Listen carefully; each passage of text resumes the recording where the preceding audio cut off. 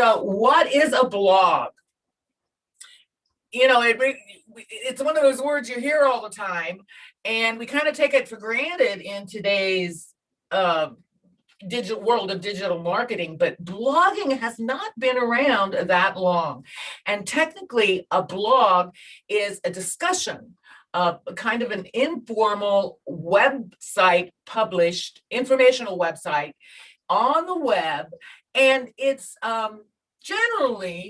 usually what they'll do is display it in a conversational format.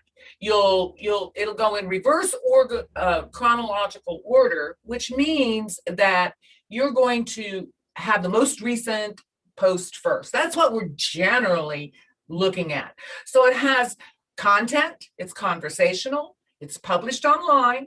Now, it can be an individual group or a group blog. There's usually a diary style text, and it's in reverse chronological order. That, in a nutshell, is technically what a blog is. Let me see if I can get I think my mouse is going crazy on me. Today, we're going to talk about the types of blogs, specifically four different types of blogs. We're going to start off and talk about a personal blog, and personal blogs feature content, and it's usually centered around the personality or lifestyle. There's a lot of emotional content or real personal content, connection with the audience. And most generally, that's the way people will enter the blogosphere, is through a personal blog. I know that was true for me. I wanted to share some of my viewpoints about a particular subject online, and I just started writing about it. Next, we have a business blog, and a business blog features content about a specific business, about your business. So this business is going to be all the information and content on that blog is going to be geared to your business specifically. We're also going to talk about niche blogs, and niche blogs feature content that provides valuable information about a very specific subject. So it's much more targeted to a specific type of information. And then we're also going to talk about an affiliate blog. Affiliate blogs feature content that provides valuable information that is going to support the promotion of a specific offer of some kind, whether or not that's an offer for a product or a service, or even it could even be in a way considered an affiliate blog to like you could treat it as an affiliate blog if you're having your subdivisions in an organization contribute to a larger organization. The only thing, that part necessarily isn't monetized. The big thing about affiliate blogs is they feature the content that provides a way of you making money on offering a promotion for a product or service that is going to get sold. So it's going to monetize in your behalf. Let's see, let me get my mouse back over here.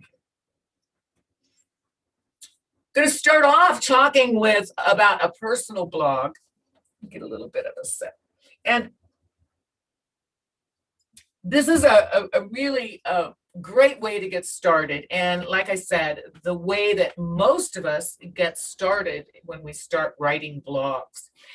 And personal blogs can be really very powerful. I'll share a little bit of the experience about what got me interested in writing a blog here at Builderall.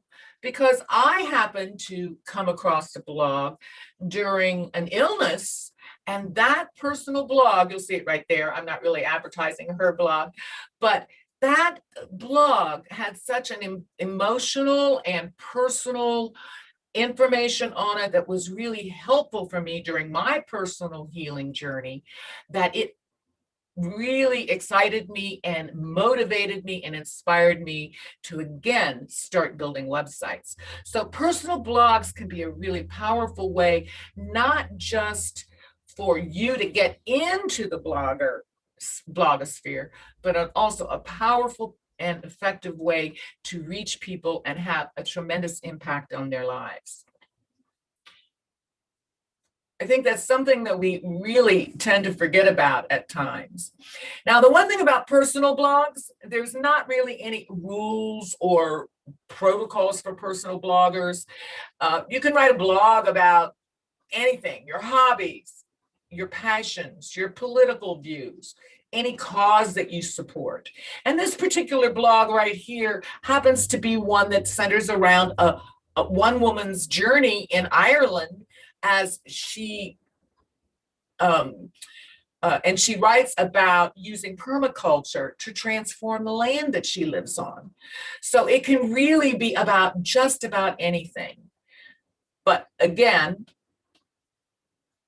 they should convey your passion, hobbies, pieces of advice, opinions, or your daily life to your readers. That's where all the emotion comes in. And in a personal blog, you're really wanting them to get to know you and come back often. So of course, you're going to go back to that LKT, the like, know, and trust factor. The key here again is it's an entirely different writing style because it is more emotional and centered around your passions. Another thing you can to do when you're talking about working with personal blogs is check out similar blogs, comment on those blogs and their blog posts, leave a link to your blog posts to increase the web traffic coming back to your personal blog. And by doing that with a personal blog, you're expanding that spider web that we're always trying to build and create as a digital marketer.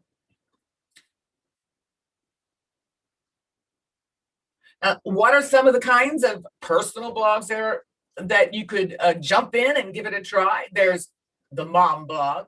I'm sure you've all seen the mom blog where with a new baby in the house, mom starts writing a blog and you just follow every few days or every day. You set the rules.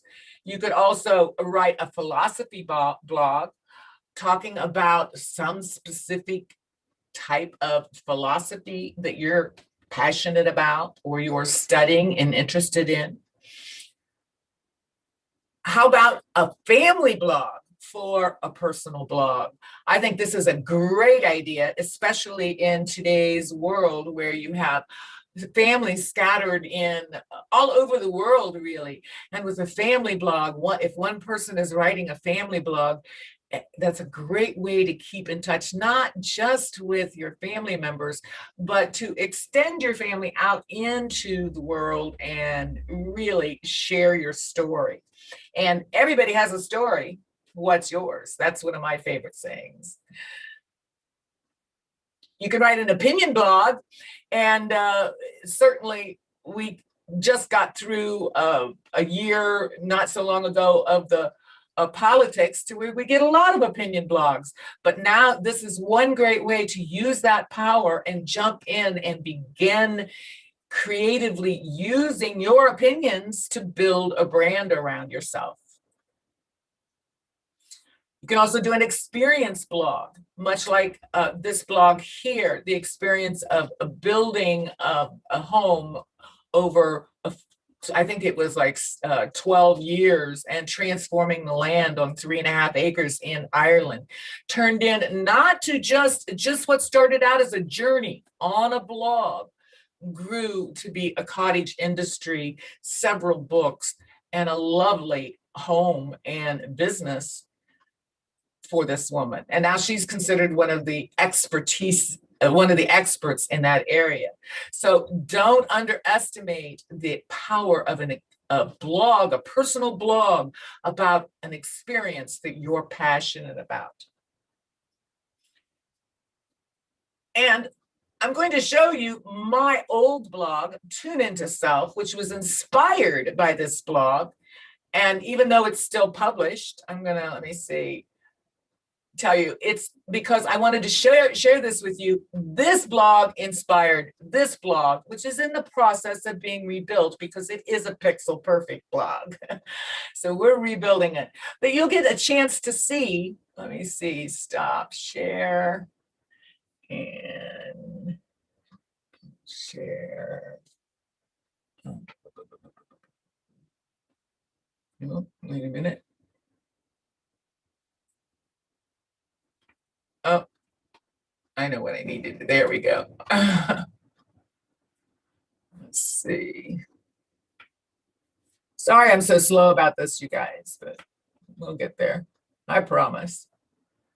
Now, all right. Now, this is my old Pixel Perfect blog, and it's getting rebuilt, and it'll take on a little bit different because I've grown now. And like I said, I was inspired just by my healing journey to get back into digital marketing. And this is how I found Builderall. It was because of that journey and that experience that motivated me and inspired me to tell of my experience. And then I found Builderall. So it's got a story of my journey, and I just wanted to show you one of the older Pixel Perfect blogs. So I'm going to stop that share here because we're going to go back and go to my, whoops.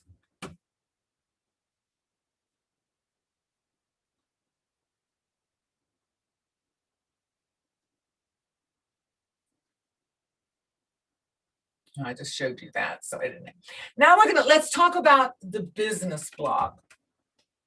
Business blogs have content related to the very specific business, and they have a much more professional tone to it. And tone is very important when you're thinking about what kind of content and what kind of blog you're going to create. A business blog aims to generate more leads for their businesses and make as many potential customers as possible. So the goals are different as well. Business blogs must engage the reader enough to want to return regularly and subscribe to your mailing list. That's the whole motive behind having a business blog, is to get them coming back to your website and visiting all of your pages, all of your offers, all of your products, and subscribing to your mailing list so you can continue to engage with that customer and client throughout the lifetime of their customer journey. A really good business blog example might be like the one at entrepreneur.com. I'm sure everybody here has probably heard of Entrepreneur Magazine, and this is a great example of the business of a business blog. On their blog, you're going to get not just business. Terry? Yes. Terry, we cannot see your screen. All of a sudden, oh my goodness. Thank you. Can you now? Yes, we can. Let me plug my mouse in. Maybe my battery is going crazy. Hold on, you guys. I have one of those mice that. Okay, let me see.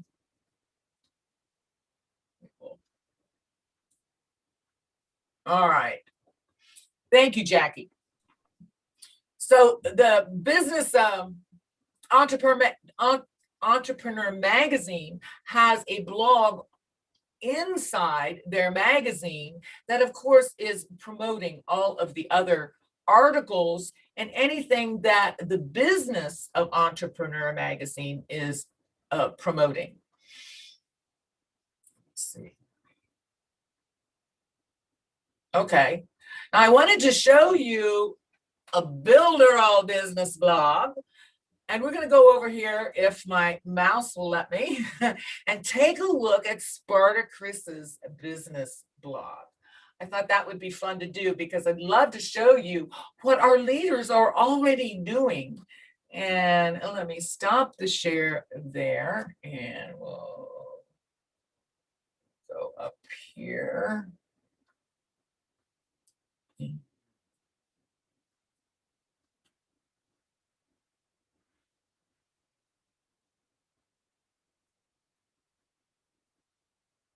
Okay, now, is my mouse, did I make it there that time? Can you see Spartacus's blog? Yes. Oh, good, good. Maybe that's what it was. All right, and you see Spartacus has a great business blog here promoting all kinds of articles built right here in Builderall. You can see what a wonderful job our blog builder does. There's several articles. We can go right down here. And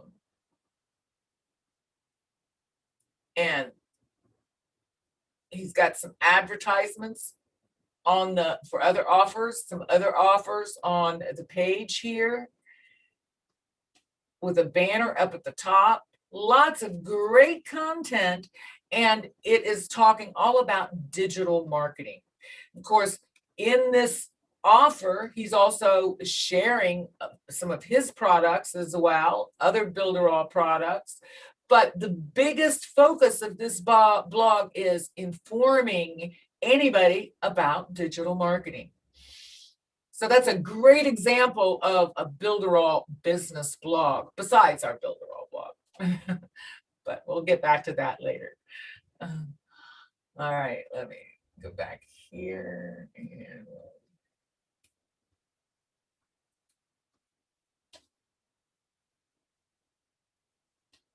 oops. And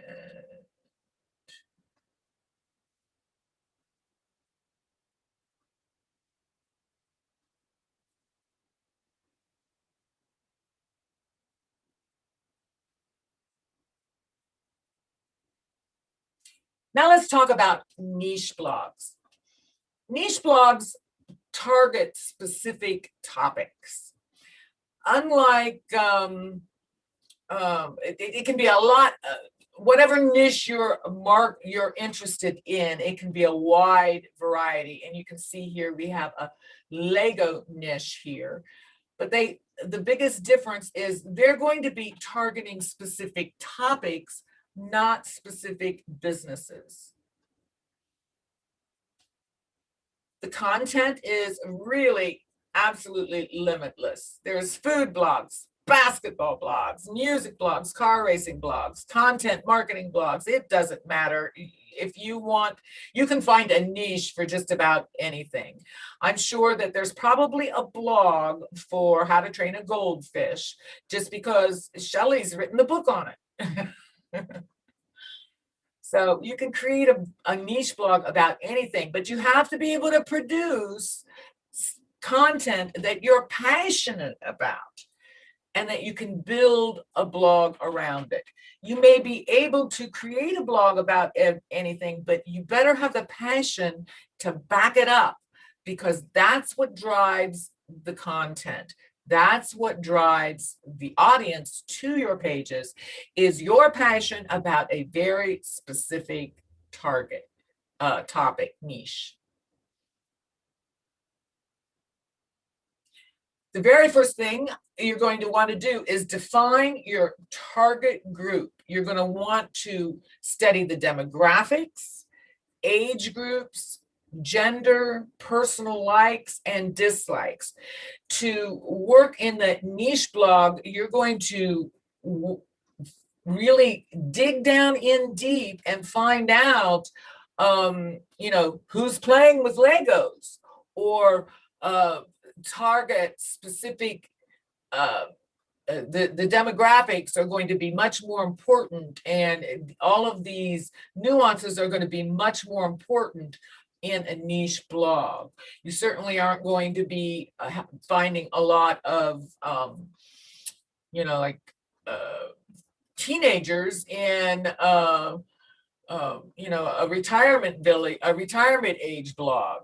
So that's something that you have to really do when you're thinking about a niche blog. Make sure you not just know your niche very well and are passionate about it, but you really do want to do your research and define your target group specifically. And I thought the Legos brick blog was a great example. And if you go to this blog, you're going to find, I don't know how many hundreds of articles about products and Legos and how to build this and how to contests, all kinds of I didn't know there was so much to know about Legos, to tell you the truth. But it's just a great example. Now, for our niche blog, I just love the way Sharon Mack, Dr. Sharon, has created her Sharon Mack Wellness blog. So let's go ahead and take a quick look at that.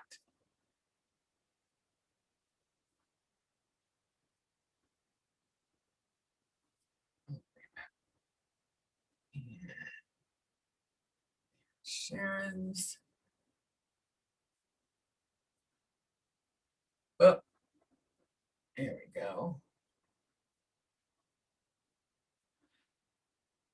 Now, one thing I really love that Dr. Sharon's done is she's used this wonderful, wonderful tool that we have right here in Builderall that requires you to submit and register your email. So that's a great way to make sure you're getting that information.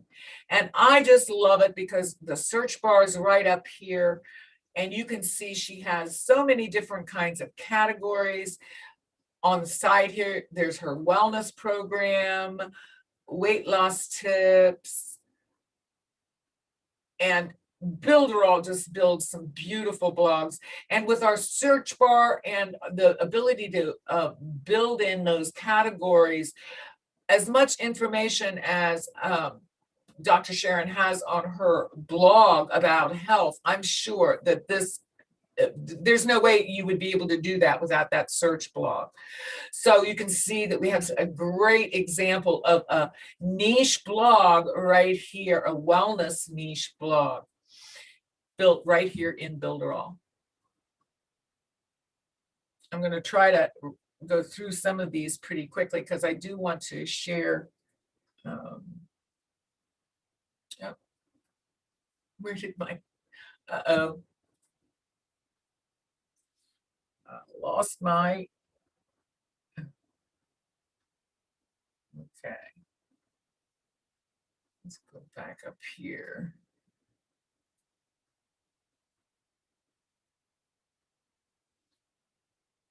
Oh.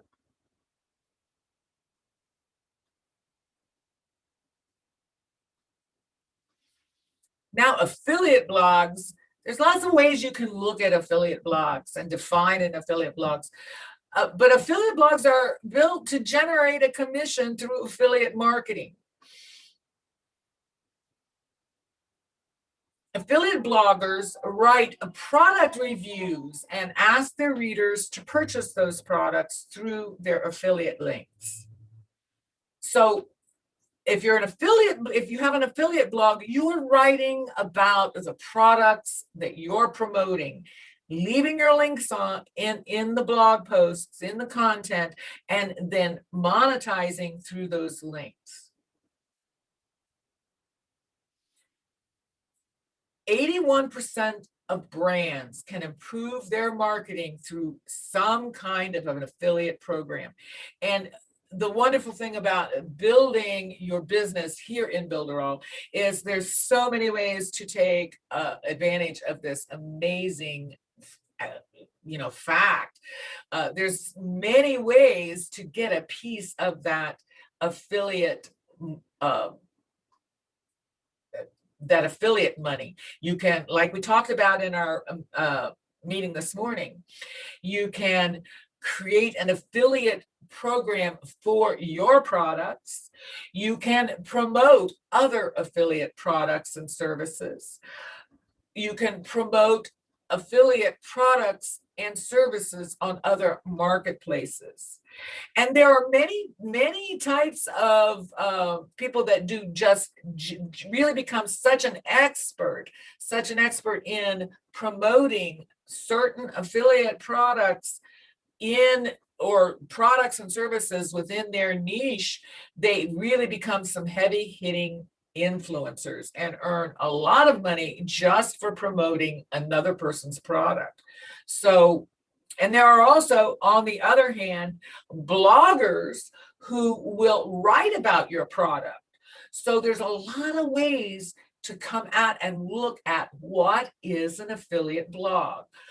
One thing you want to know, you're always going to have that element of you're going to be writing promotions and writing content about products and services that you're promoting, that you're standing behind, and monetizing that. And of course, we do that all the time with the affiliate updates and the software updates here at Builderall. And all of that information comes together in the blogs, in all of the blogs, whether we're talking about the affiliate updates, the software updates, or all of the Mag 5 blogs. These all have an element of bringing people back to the Builderall site and promoting the Builderall products and services.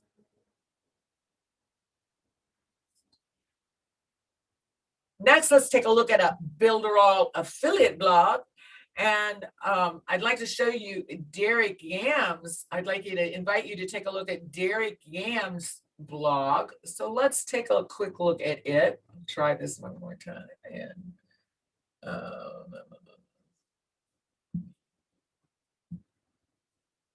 pull it up here. Where are you, Derek?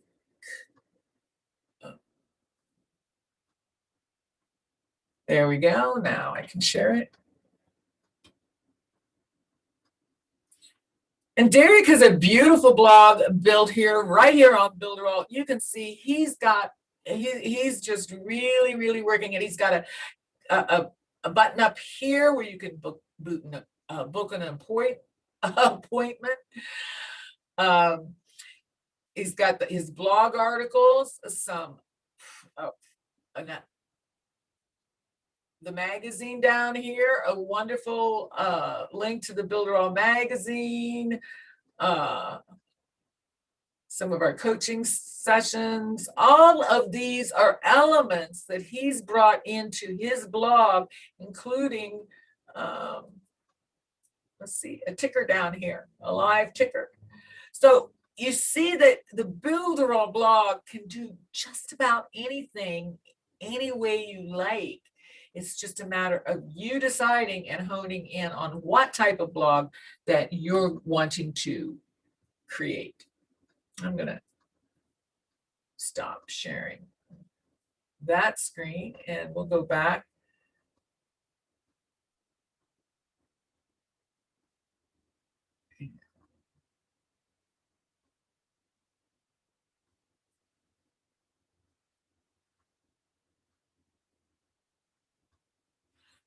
Now, there's traditional and non-traditional blogs. Now, we've looked at a lot of what I would call traditional blogs, pretty much, or at least at first glance, we think they're traditional. I did want to mention, and we talked a little bit about it, about the Builderall University that's coming. And we've been using the non-traditional blog somewhat in our groups and sorting all that out about how to use the blog in a non-traditional way by using categories. It's a really powerful idea. You see, with the traditional way, you're going to be writing and creating articles. I'm not sure, I can't remember what the next screen is. Oh, yes, we'll go back here. You'll be creating articles that you're publishing in that reverse chronological order usually. And as we've seen on many of the blogs, you'll have that feed page where you'll have a summary of the articles, and then you click on those summaries that lead you to the article. Now, in a non-traditional blog, what we're going to be doing is we're going to be creating blog posts and tagging them and sorting them into categories. And that way, as we saw on Derek's site, you've got that search bar, and Dr. Sharon has on her site or blog Terry, site. we can't see your screen again. Oh my goodness. I am so sorry, you guys.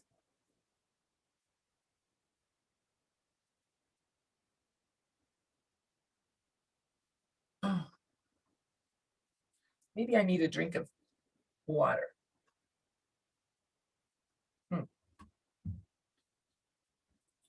So you're going to be, just like in Dr. Sharon's site and Derek's site, you can search through those categories and navigate through a much broader terrain of information.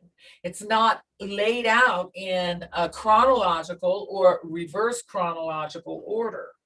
It's more organized by categories and information.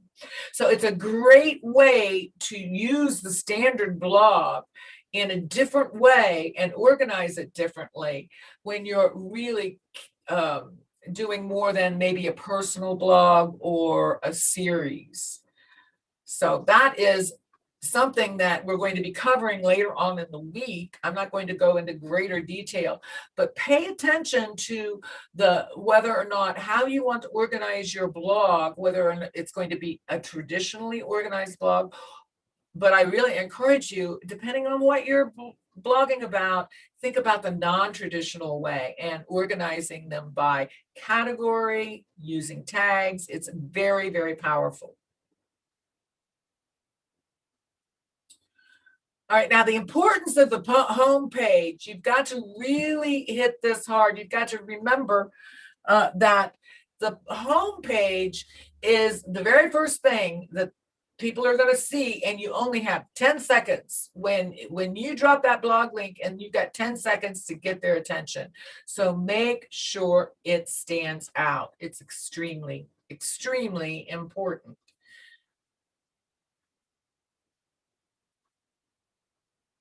In this section, we're going to talk about now the nitty and gritty about writing a blog. How do I even begin to think about whether or not I want to write a blog? And what does it really mean?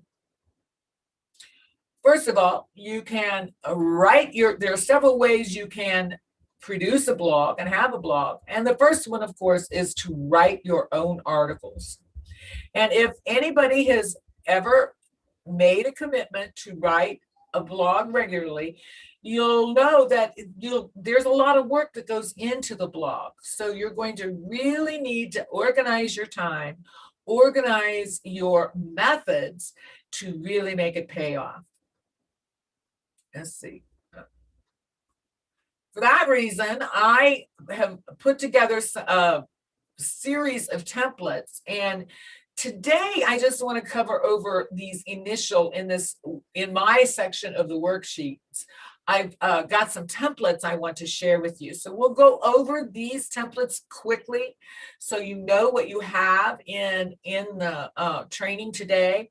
But I also want to let you know, not this week, but next week, I have some more templates that I'd like to add, but I didn't want to throw them all at you at once because it could be quite overwhelming. This will be more than enough to get you really well on your way to having a successful and profitable blog. So I'm going to stop sharing here. We're going to try this one more again, you guys. And then I'm going to find I'm going to pull up the worksheet here, the templates that I've included. And I just want to talk a little bit about and tell you a little bit about why I included these templates in today's challenge. First of all, you're going to have a quick one page that I encourage you to print all of these out if you're going to take blogging seriously, and get started now. So right off the bat, you've got a calendar for the rest of the year. Now, why? Because I want you to make some plans. I want you to plan out your actions and take some action if you want to start building your blog right away. So here's this year's calendar. The very next thing we're going to focus in on is blog clarity. This is a 2-page blog clarity template.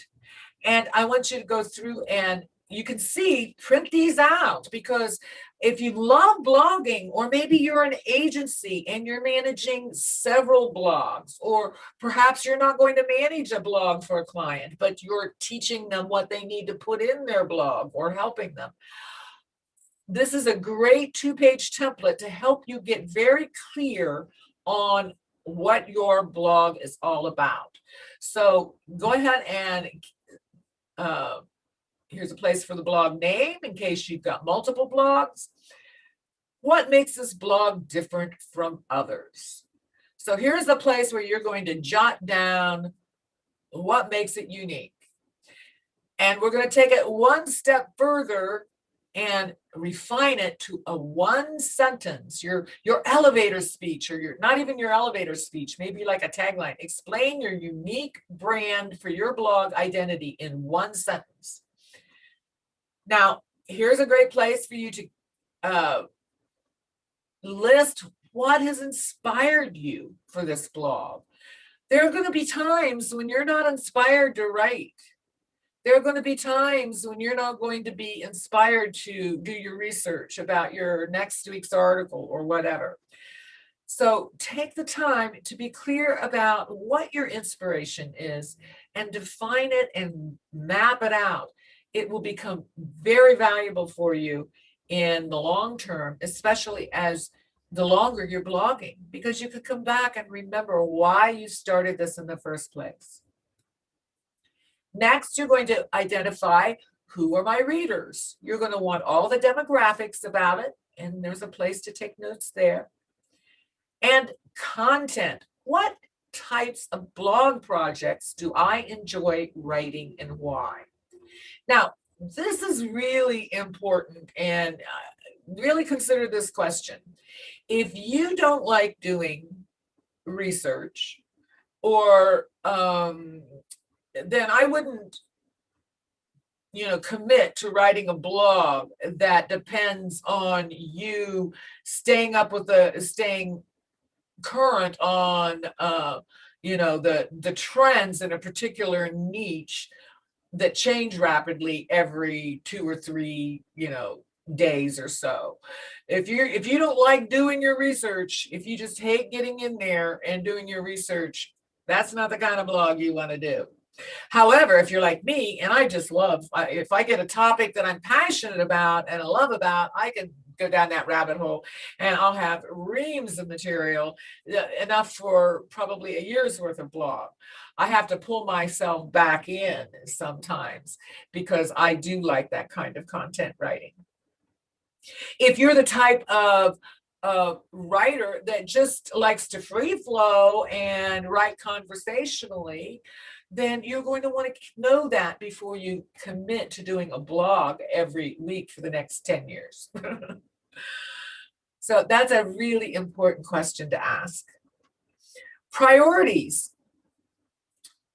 What type of work do I need to definitely refuse?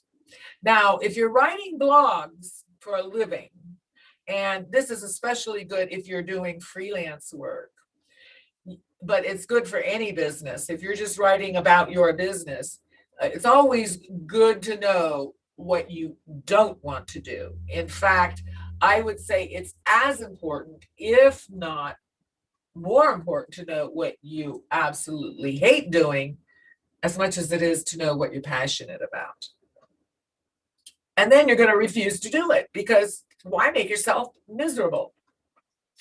Now, the next section on clarity: what area of this blog generates the most income?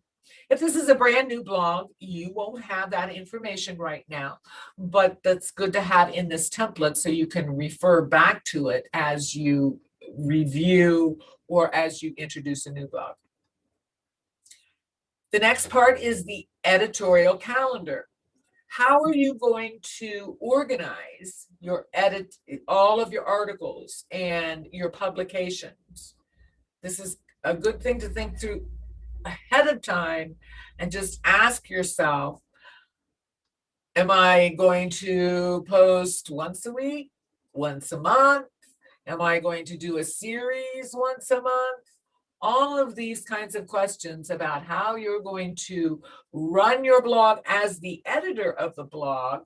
Are you going to only have one person as an author? Are you going to have guest authors? Are you going to have a regular staff of authors? So all of these questions on the editorial calendar and the structure of how you're going to create the blog, if you want to think about that ahead of time, if possible. Now, what's the structure of the blog posts for this blog? How do you want your blog posts laid out? And, like, it's really a good idea it may take you a while to find the structure that you're comfortable with, but then stick to it and keep it familiar for your readers.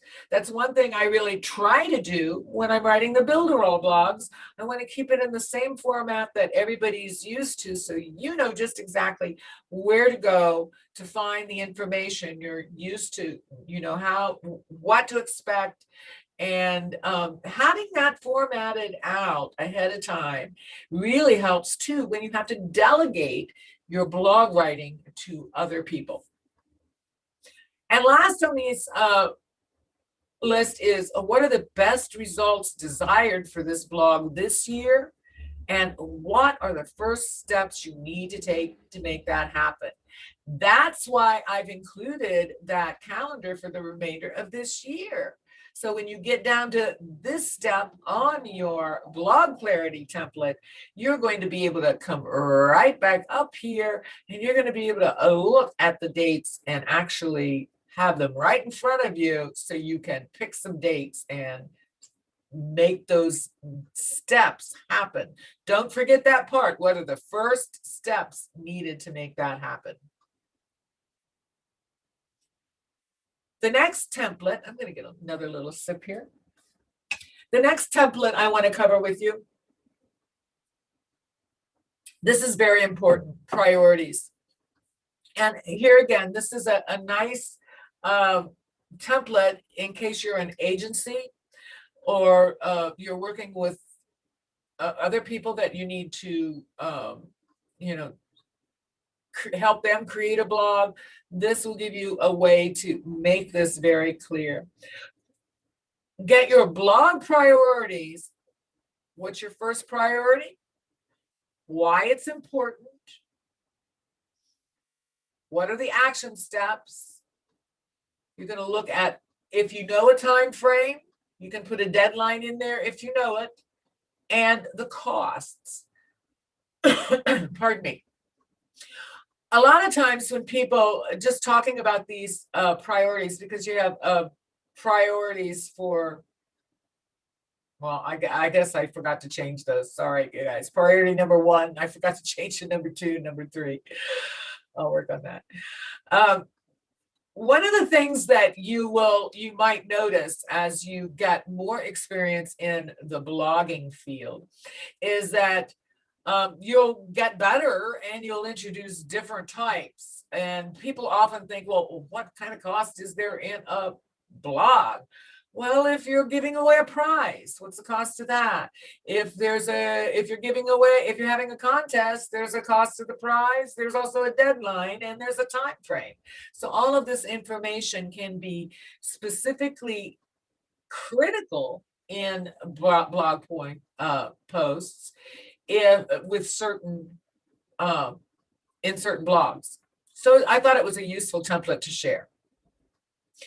The next template here, take the time and map out the yearly goals for your blog.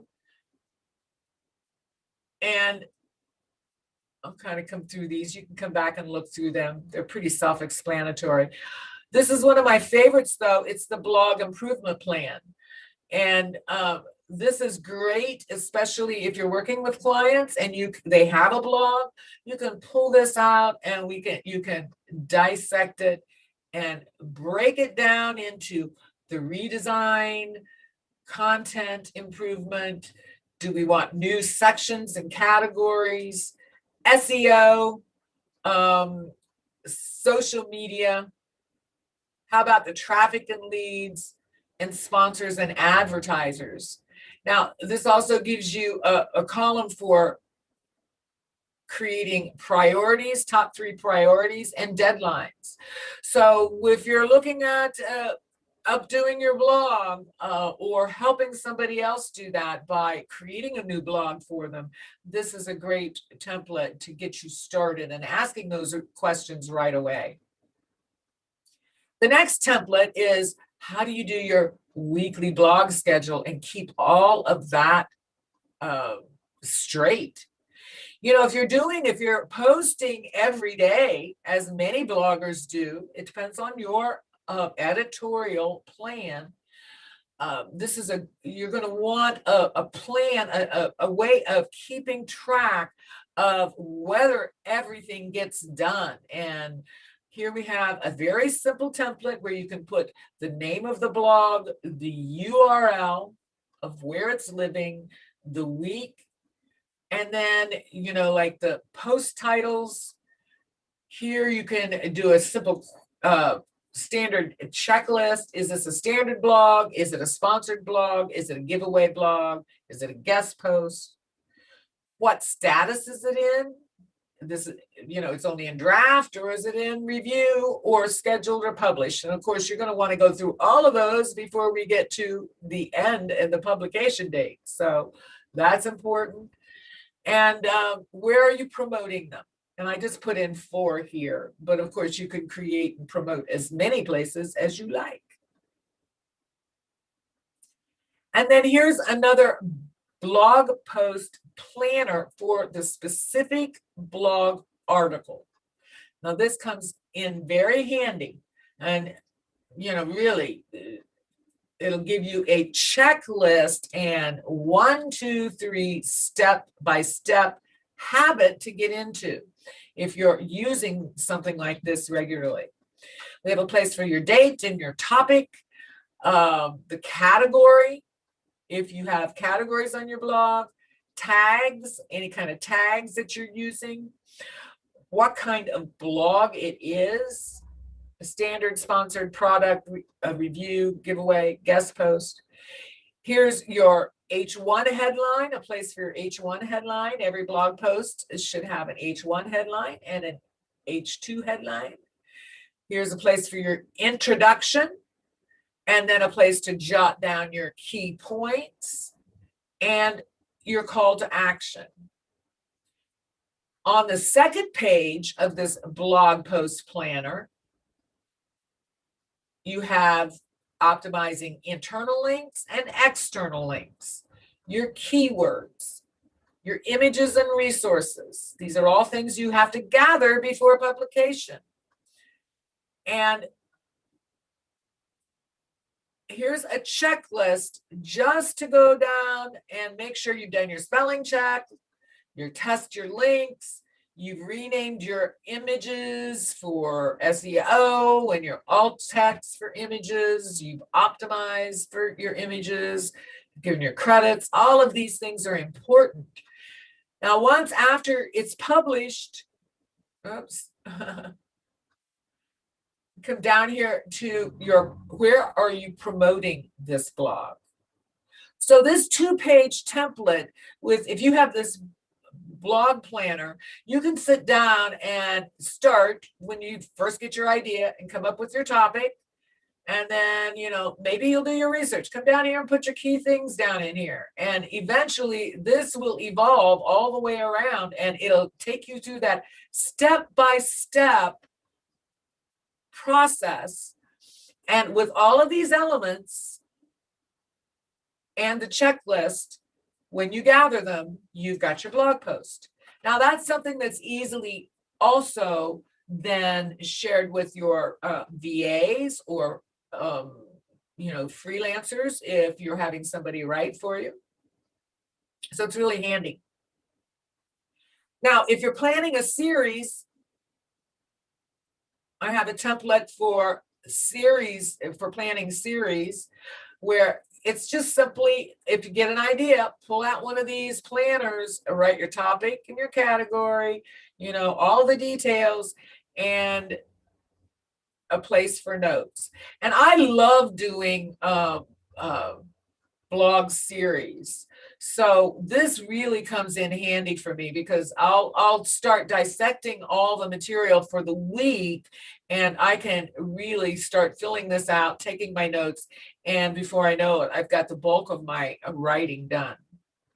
Now, added on to the end of this is a template that you can choose to print out if you like, that has all the rest of the individual days. So you can plan your weeks and your days for your blogs for the rest of the year. My challenge is that somebody will actually do it. It really is. I'm going to stop sharing that. Those are the templates that are in that worksheet. I don't have too much more. Let's see. Close this one. Here.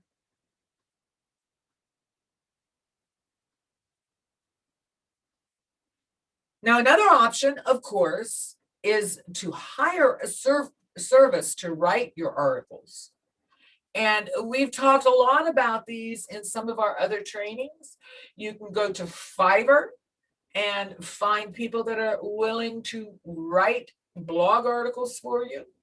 You can go to Upwork as well, and a freelancer. These are three great sources to take that out of off your desk and put it elsewhere if you really find that now you don't have time and you need help. Most of us, though, will start writing at least our own blogs initially, and then the busier we get, we'll need to either hire somebody to write the blogs for us, and this is a great way to find somebody if we don't have somebody on staff.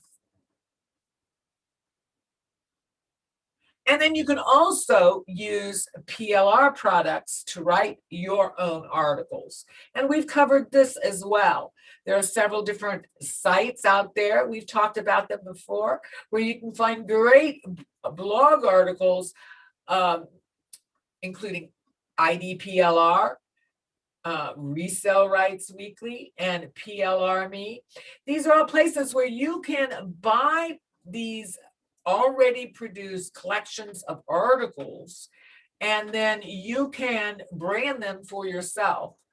You want to make sure, though, as I say consistently, and we all say consistently, that when you're looking at PLR products, make sure that you're allowed to brand it to yourself. Some you aren't, some you can, some you can't. So most of the times what I find useful is to take a look at PLR products and then perhaps deconstruct them and then rewrite it in my own voice. I highly recommend that. But that's another option. All right, guys. So blog sites, right? And how to create a profitable one. And we're going to choose a niche. So how do we choose a niche? Well, first of all, what is a niche, right?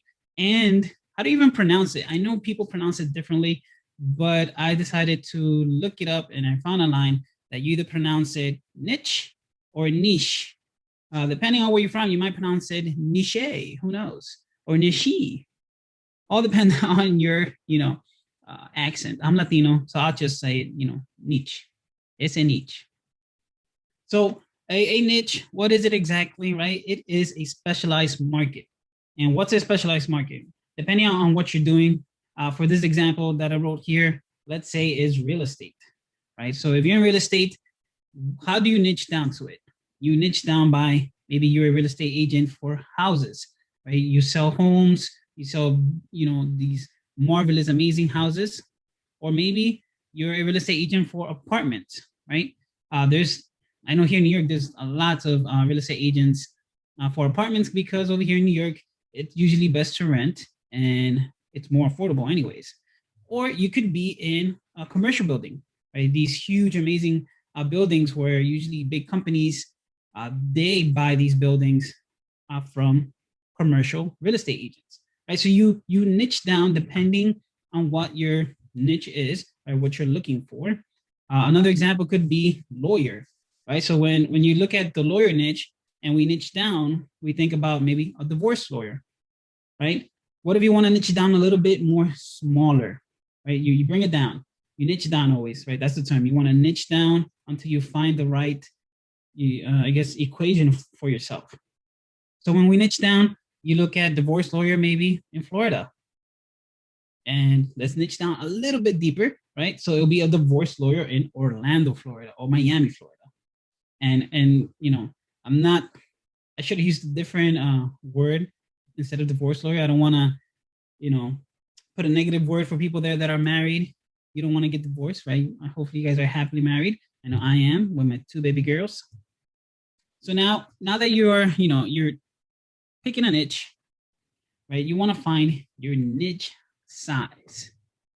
So to find your niche size, you can talk to my best friend, Google, right? You want to be able to review the most popular keywords in your niche. So for us, let's say for myself, I'm in affiliate marketing, network marketing, and MLM. So I type on Google, affiliate marketing tips. So then you see all these here. These are all really good keywords that you might want to look into. And excuse me, one of the good things about Google is that since Google's our best friend, it likes to help us out. So if you scroll all the way down, you'll see other keywords that might help or benefit you on your niche. So if you're looking for affiliate marketing, maybe you want to do affiliate marketing strategies, or maybe Amazon affiliate marketing. And as you can see here, there's affiliate marketing tips for 2021. What else? There's affiliate marketing tips for beginners. How successful is affiliate marketing? So see, these are all within, my niche, which would be affiliate marketing. And I'm trying to find words, words that might fit to my niche. So that would be beginners, or maybe advanced, depending on what you're going to blog about and write about. But these keywords are helpful for you when it comes to writing and picking what you're going to talk about in your blog. And also another thing that might help you if, maybe Google wasn't that great in giving you some keywords, well, you can find keywords. And there are websites out there that actually help you to find keywords. And I don't have this I think I don't have this in the workbook, but hopefully I don't, because that's the whole point that Shelly told you guys, to bring a notebook and pen so you guys can write down tips and things that we didn't put in the workbook. Right? We don't put everything in the workbook because we want you guys to be here and attend and be present, right, and pay attention. So make sure you guys take notes, right? So wordtracker.com and keywordseverywhere.com. Those are some really good ones. There's some more, but to keep this training short, sweet, and to the point, well, I just added these two. And I can actually give you guys an example. Let's see if I can. I'm going to share my screen, or my other screen, and I'm going to go to Word Tracker. So let's do Word Tracker. Where is it? Here we go. All right, so Word Tracker. You guys should be seeing now my other screen. So here's Word Tracker. And now let's see what you guys are saying. Let's look at the comments. And let's see what everybody is saying. Give me, guys, a word, a keyword. Let's see. I know there's a delay. So hopefully you guys are paying attention and type super quick a keyword. Give me a keyword so we can test this out here live. And I know I can use affiliate marketing, but it's too simple. That's something that I already wrote. Let's see what you guys give me. Terry says gelato. Gelato. I haven't had gelato in ages. All right, so let's try gelato. All right, so I'm going to click search. You guys can give me keywords. I know Terry gave me one. So let's see. Did it search? It seems like it's not working for me. Let me refresh it real quick. And it's still loading. Okay, my internet is super slow. Wow. Try gelato. Cruising. I don't know if maybe because of the word, but it is low. But it's loading. As you guys can see, finding keywords. Okay, so the thing about this is that, you know, it is a paid service. So they give you, unfortunately, just these two, and then you can unlock more. But let's do our good friend Google, right? So let's go to Google and let's just type in gelato. And even this, when you guys can see, you can see gelato near me, gelato versus ice cream, right? But let's just keep it simple, gelato. It gives you right here what it is. And then you can find, maybe you can find other blogs that are talking about gelato. And here, as you can see, look, related searches, gelato recipe, gelato near me, definition, meaning, ingredients, gelato brands. Let's click on gelato versus ice cream. So as you can see, depending on what what you're writing about, what your niche is, if your niche is, ice cream, and you have an amazing recipe that you want to write about, that it's better than ice cream, you can, do searches here and find out what is doing good in the algorithm when it comes to searches. Yes, correct spelling is a must. That's true, Terry. All right, so let's go back to the other screen. All right, so then now you guys have those there. Check them out. And like I said, Google's your best friend if you don't want to pay for these services. But like I said, they are good. Now, when it comes to blogging, some of you might be scared because of competition. But don't let that scare you. You want to explore your competition, right? Don't let one fierce competitor, whoever they are, scare you away, right? So, it literally is never too late to turn other people's followers and fans into your fans and followers and hopefully clients, right? If you're selling something. But of course, when it comes to your competition, I always like to do things right and good, right? I'm a good man, good boy. Well, not good boy, good man.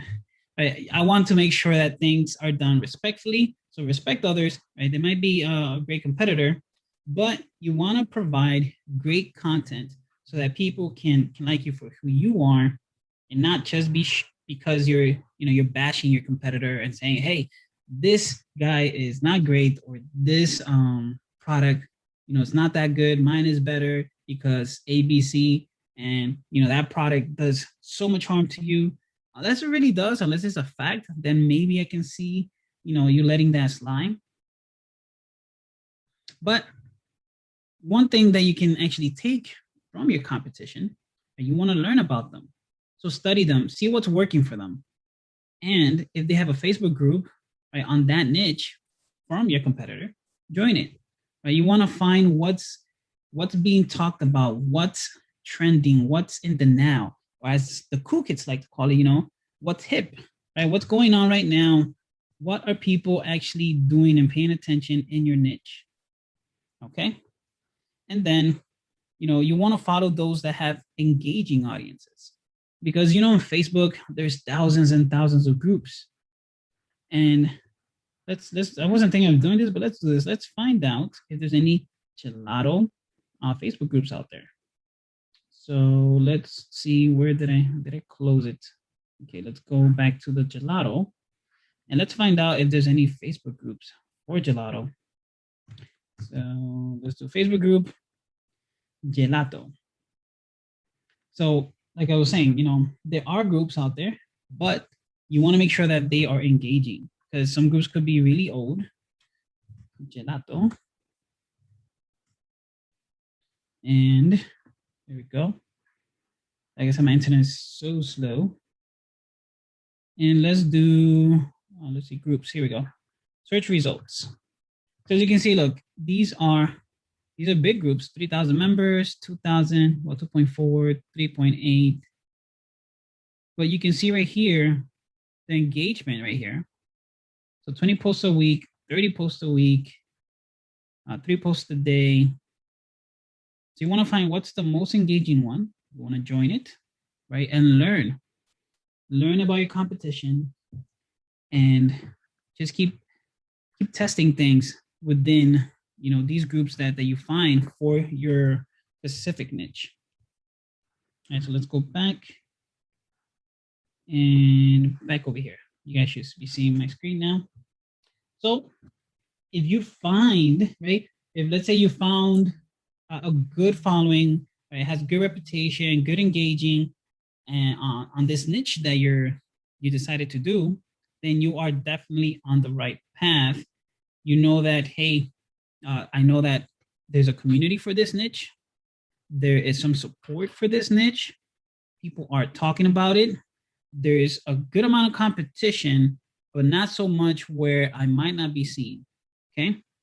So that's definitely one of the things you want to look out for when it comes to, you know, finding your niche. All right. So now, next thing, you want to analyze monetization. And I wonder why you would monetize your, well, not monetize, analyze monetization. I'm going to look at the comments right here, see if you guys know this. Why would I want to analyze monetization? What is that? What could that be good for, right? We're writing blogs. We're putting content out there on the internet. So why would I want to monetize that content? Let's look at the comments, see if you guys are listening. Why would that be?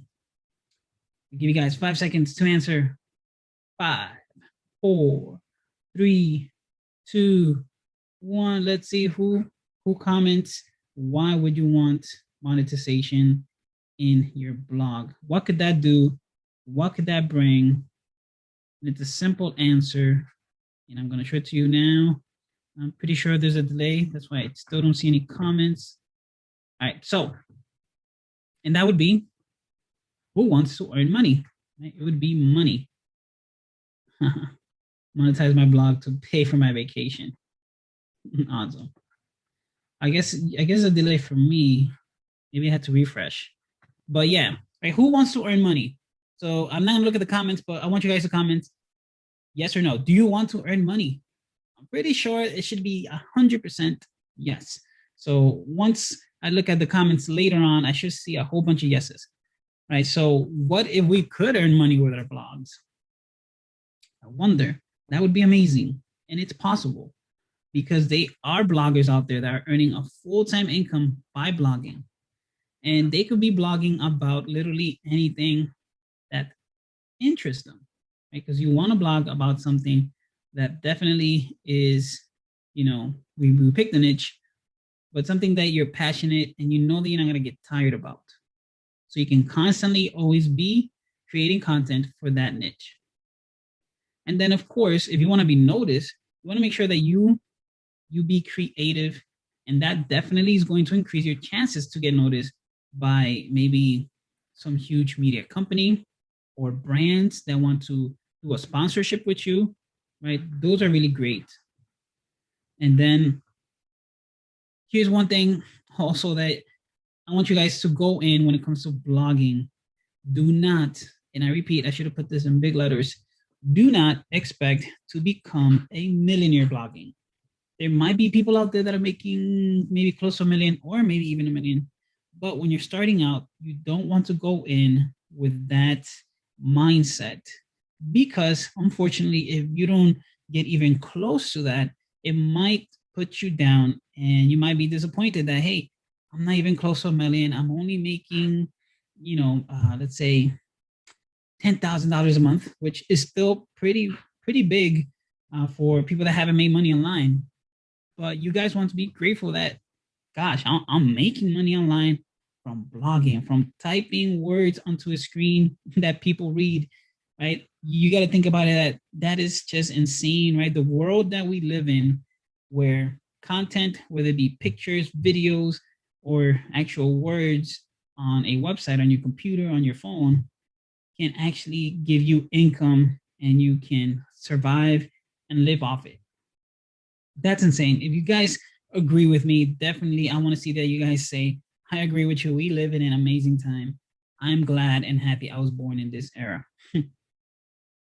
All right, so now when it comes to earning money, here's some tips for you guys for earning money with your blogs. You want to make sure that that niche that you've searched, right, that you've done Google search, you've done your due diligence, you've done your homework. You want to make sure that it is monetizable. I'm not even sure that's a word.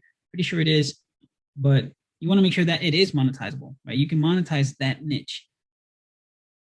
Now, if someone is actually already earning money in your niche, it's a good sign, right? Then that means you definitely could do it too. If one person does it, then they set the standards, and now that can be done and followed, and other people can do it too. So if you find an niche, guys, I believe in you. We here at the Builderall community, right, the Builderall family, we believe in you, and you could definitely do it too. So make sure you guys believe that you could do it as well. And you want to find affiliate programs in your niche. So depending on what you're doing, if you're doing like how we said, gelatos, or maybe you're doing mouse pads or ink, right? Whatever it is out there, you want to find an affiliate product, right? An affiliate program, affiliate program for that niche. And you can also check affiliate networks. Depending on what you're writing, you go on affiliate networks like clickbank.com, or if you're doing maybe some physical products, Amazon affiliates is great. So you can review a certain products, whether it be a blender and you love it, you take it with you everywhere.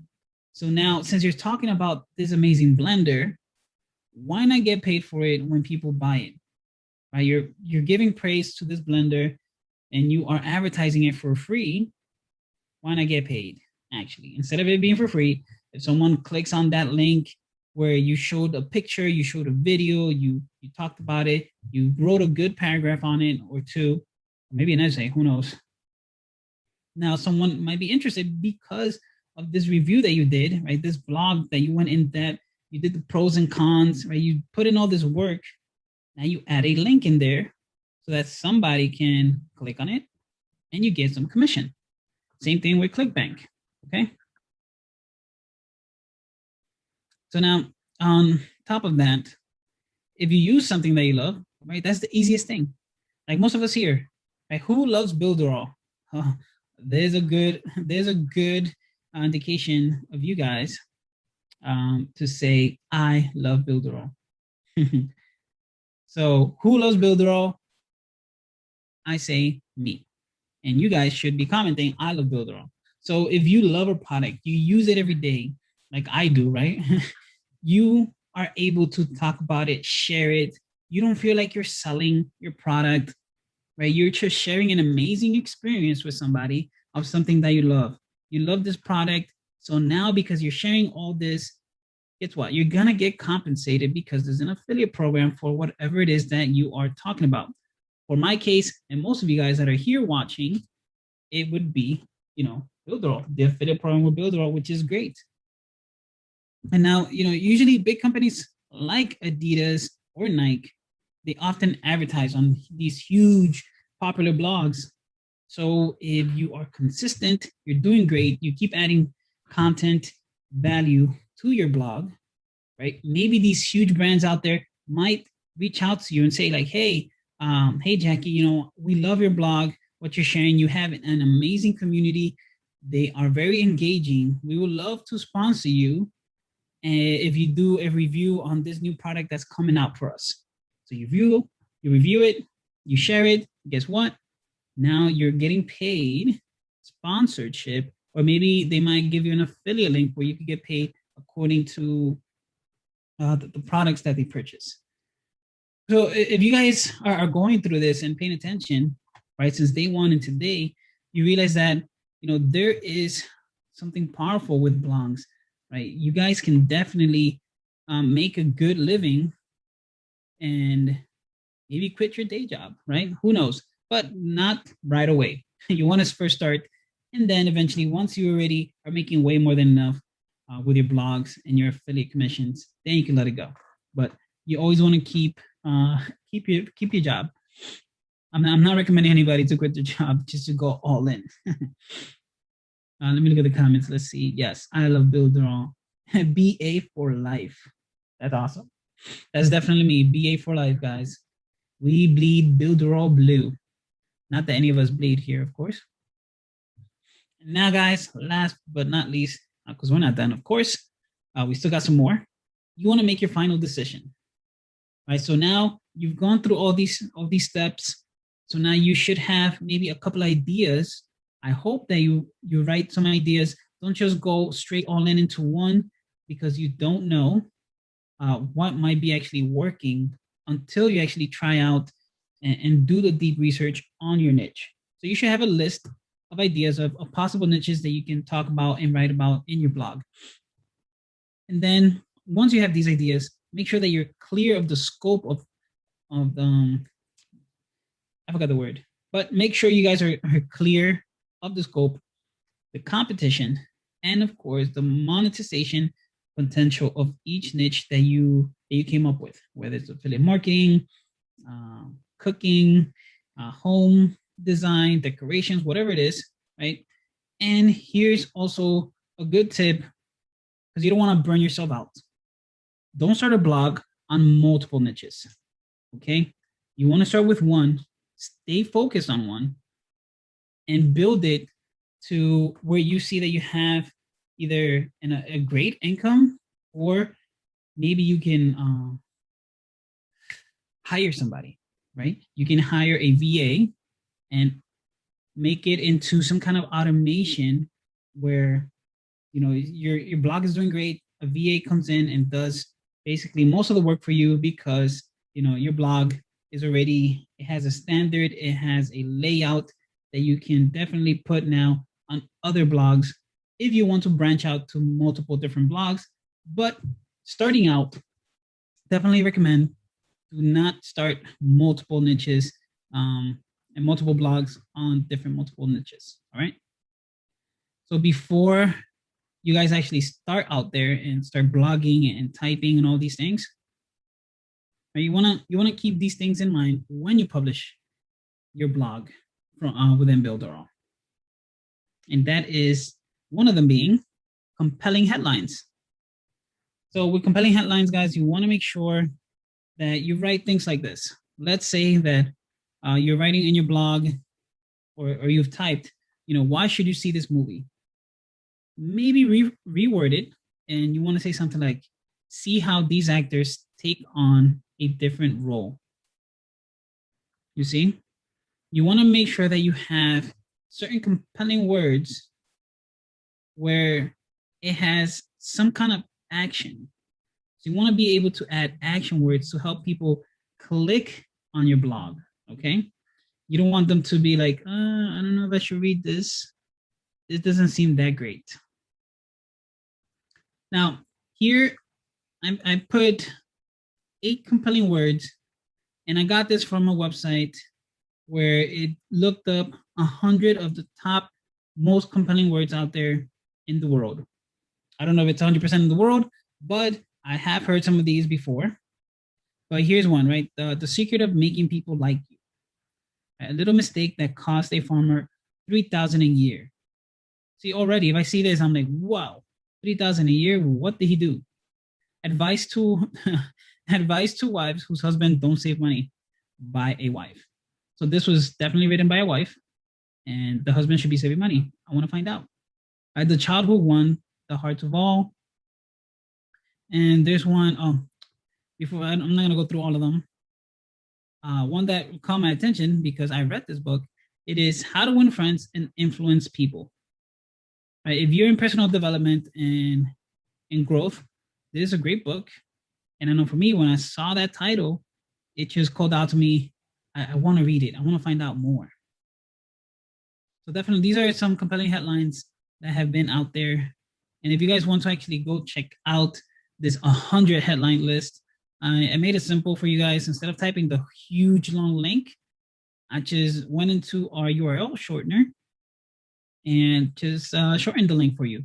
So that's eb4.co/100 headlines. So if you guys go to there, to that link, you'll be able to see all the headlines, up to 100 headlines that have been really popular. And I'm pretty sure most of you guys would have seen or read, because some of them are books.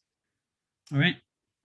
Now, another thing that you guys want to make sure to keep in mind is using subheadings and short paragraphs. Right? So you want to use subheadings in your blogs, but what I think is even more important is short paragraph. You want to keep people interested in what they're reading, because I know myself, I'm more of a visual guy. I like to see videos. I don't read blogs too much. If I do, I usually skim through them, but I do read them if they seem short. Now, I say the word seem short because they kind of trick you by actually making short little paragraphs. So you read it, you get interested, but you want to keep reading because they already caught your attention with the first short paragraph. So now that means that, you know, this blog that I'm reading is not a blog that's going to make me skip it, right? You want to make sure that your short paragraphs and subheadlines doesn't make people skip it. More like, I think I'll read this, and they'll continue reading. Like I said, I don't like reading blogs so much, but if I see that it's like a couple of paragraphs, maybe 4 lines, then I actually might read it, and I might end up reading the whole page or 2. Another thing that you want to add on your blogs is bullet points. Now, when you add the bullet points, you want to make sure that you express your benefits, keep them very clear as possible, and also think of the bullets, right? As we talked about the headlines in the beginning, think of them as mini headlines, right? You want to catch the people's eye. You want to catch their attention. Right? You don't want to spend too much on it. Maybe 1 to 2 lines. If you have to, maybe 4, not 4, sorry, maybe 3, but usually 1 to 2. Over here, I know I did do 3, but you know, there's a presentation, so I could do 3 lines on a bullet point. But you want to make sure that you don't clutter the page with paragraphs in bullet points. Okay, you know, they're just like headings, so they're heading for the things that you have written below them. And then this is my favorite and important, and that is images, right? You want to make sure you add images to your blog. That's really important. When you add images, it's more attractive. And I have here, you know, places that you can add images. That would be our Builderall design resources. And I'll show you guys real quick where you guys can see that, because most of you should have Builderall. And if you don't, make sure you guys join Builderall. And I'll show you the design resources in a bit. But other websites that you guys can write down is this right here. I don't even know how to pronounce it. Morgfile.com. Then there's Pexels. There's Pixabay or Pixabay. And then there's PicMonkey and Canva.com.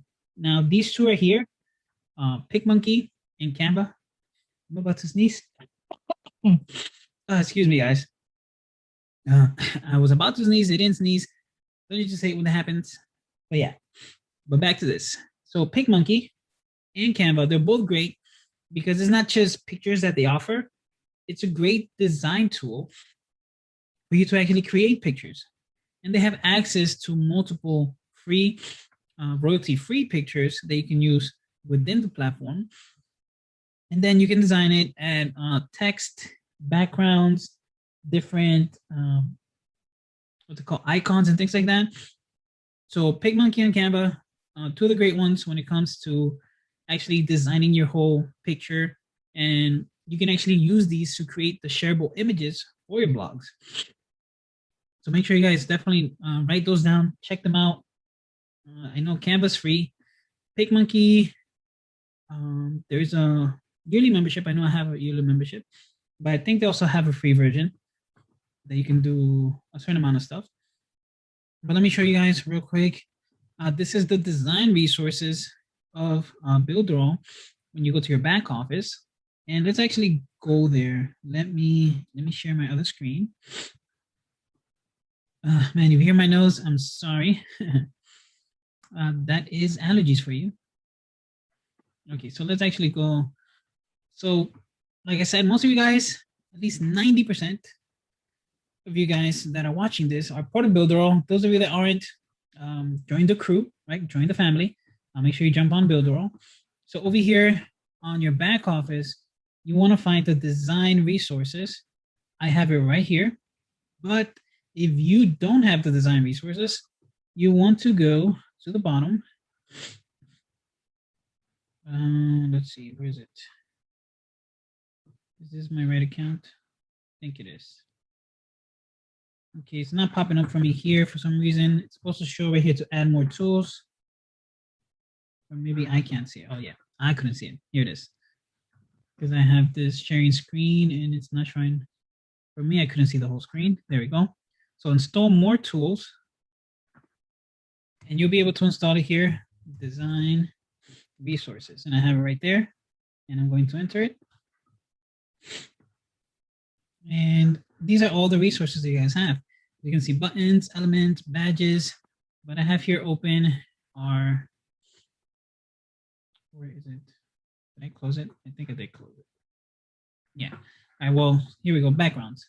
These are some good background pictures that you guys can use.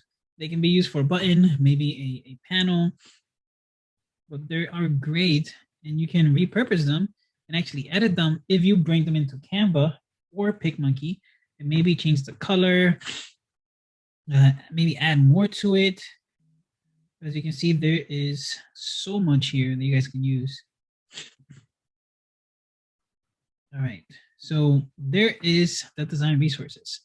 So you have all these other free websites like Canva and PicMonkey, and then of course you have Builderall, right? We provide it all. Actually, that doesn't sound too bad. Builderall provides it all. All right, let's go back to the other screen. So now, let me make sure that you guys are still here with me. No worries about your sniffing. Looking at the comments. Thank you guys. So now, what is the last thing that you need to have in your blog? Let's see if you guys are paying attention. What would be the last thing that I need to have in my blog now? And I'll give you guys a hint. It starts with the word call and ends with un. Call blank blank. Let's see if you guys can guess this. If you guys have the workbook, you probably would know. What is the last thing that I need to add to my blog? I've written an amazing blog, right, on whatever niche you guys are doing, but now, right, there's a purpose to this blog, right? We want to give our audience a call. Let's see who says it. All right, Ray, thank you. Ray got it, man. If I could give you something, if I was Oprah, I would say you get a car. Right, but call to action. Definitely, you want to make sure you have a call to action. And what's the purpose of the call to action? Right, you want to make sure that they do something. So make sure it's clear. You state it and you let them know what exactly you want them to do now that they finish reading this blog from you or watching a short video in your blog. Right, you want to tell them, follow my social media, if that is your call to action, right? Or maybe you want to tell them to share this article so that it can go viral. People get to see it. Or maybe purchase a product, right? Maybe the blog that you're talking about a certain product that you own, or it could be a product that you bought and you're reviewing it and you have an Amazon link, okay? So the call to action is really important, and it's the last thing you want to make sure you always focus on. Once you're done writing your blog, go through the whole process, the whole paragraphs. Make sure you add a couple of call to actions there so that they actually do something, because, you know, we people, we like to be told what to do. I know some of you guys out there are like, you know what? I'm a man or I'm a woman. I'm independent. You can't tell me what to do. But in reality, right, I'm not a science expert, but I'm pretty sure I read this somewhere. right? We like to be told what to do when it comes to maybe buying. We don't know it, but we do, right, internally. So if you tell your client, your audience, you tell them what to do, whether it be in writing in some very nice, slick way, or maybe you tell them flat out, hey, make sure you get this right now. Go get it. I know you're going to love it. And they will buy. All right. So keep that in mind. Give them a straight, clear call to action so that, your blog and your content doesn't go to waste. And it's not just, something on the internet out there. So now I'm going to give you guys a call to action. And that's for those of you that are watching either here live or you guys in the future, right? The replay people. If you are not part of the Builderall community, then there's one thing that you guys need to do. And that is join the funnel club, right? So join the Builderall funnel club, be part of the Builderall community because, well, we're awesome, we're amazing, and we love to help others. And we're definitely ready to help you. Now, for every blog that you're going to create, you need to start with a website. You have to create a page. You don't necessarily have to have anything on the page. Just create a new site so that you will be able to start creating the blog first. Now, here on the left-hand side is the menu. We're going to scroll down until we get to blog, and we're going to click on that. And we're going to ignore the sample training right here because we're going to come back to that at a later stage. Or actually, I'm just thinking 2 seconds if I should not create a brand new one. No, okay, let's stick with this one. Blog. So if you do not have a blog yet, there's not going to be anything there. All right. So we're just going to have the button that says new blog. And we're going to give it a name and in a description. A good description. This is not a good description. We're just giving it a description for now with a thumbnail of what your blog is going to be about. And we're going to click save. Now, a lot of people say, what is the size of the thumbnail? Now, I cannot tell you exactly what it is. All I know is for all the blogs that I've been creating, I make use of a YouTube thumbnail. Don't ask me why, it just works and it looks great. And you're going to see during the training what it looks like. But I just believe that it fits nicely into the blog, but I could be wrong, but I use a YouTube thumbnail. I'm sure that everybody's going to have different ideas about it. All right, so the first thing we're going to do is we're going to look at these 3 little dots sitting right here. What do they mean? So let's click on it. The one is going to be a blog overview. And I'm going to click on it last because a blog overview is basically telling you what has happened inside of your blog. So we will look at that just now. Then we've got mark as favorite. And that is the reason why I've added an additional one right here so that you can see what happens if you have got more than one blog sitting in this area. If it is a blog that you are working with a lot, you can click on mark as favorite and it's going to jump to the top. So if you've got hundreds of different blogs at the bottom and there's 1 or 2 that you work with all the time, you would be able to add it to your favorite bar. If you want to remove it, all you need to do is click on the 3 dots and say remove, and it's going to go back to the end where it was. And then obviously the other option is to be able to delete it, but I'm not going to delete this blog because I want to show you how to delete a blog later on once it's been connected to a site. All right. And then you've got the click update button. The update button is just going to give you the option to change the description and the name of your blog. So let's click on it and go to blog overview. Now, right here, we've got different kinds of buttons and options. Posts is basically how many posts have you done so far. Dripping post is how many dripping. Most of these are self-explanatory. So dripping post is basically when you schedule a post to be going off at a certain time. It's not just a normal scheduled post, but it drips as if one has been read and then the next one goes and then the next one. Now, unfortunately, the dripping post is not yet ready for us in the blog here. It used to work in the previous time, but at this stage, this is not available. They're still working on that, but don't worry about it. It's coming. Unique hits. There's a difference between a hit and a unique hit. Now, if I could remember the last time when I looked, a hit is when a person comes to your blog and they read a post. A unique hit is if they are directed to a specific part of your blog or specific blog page. That is to any hit of your blog. This is to a specific. I'm not sure, guys, if I'm wrong, you can correct me. Sorry, I just want a sip of water. And then authors, obviously, is how many authors you've got in your blog post. published post, how many you've published, how many was instantly done. Now you can have a blog post and then have it instantly post, and publish means you might have 10 posts, of which 2 could be a dripping post and the rest could be scheduled posts. So that is the total of blogs that you've got. You can have more than one website connected to a blog. So you can have a blog, let's say about digital marketing, but you can have multiple websites where that blog is going to feature on. Then categories, we all know what that is. And I spoke about the hits. Sorry, my voice keeps going away and I've still got a long way to go. So that was the overview. So let's go and create categories. Now, guys, do not skip your categories. It's very important. A category is basically just like a type of a filter, and it helps the user experience to be able to navigate your site more easily or your blog post most easily. So if you can create categories in different areas of the niche that you're operating in, you basically help your users to be able to engage better into your blog. So we're going to click on new category, and let's pretend this is going to be about affiliate marketing. All right, so let's just say this one would be affiliate marketing, and click save. And you can have multiple categories, and we're going to click another one just so to get an example of it. So in this one, we can maybe say tools, something like that. And then another category, maybe we can call this search engine optimization. So as you can see, you would have the option to let the people be able to go between all the posts that is about search engine optimization, all of them that is about affiliate marketing and about tools in this specific blog.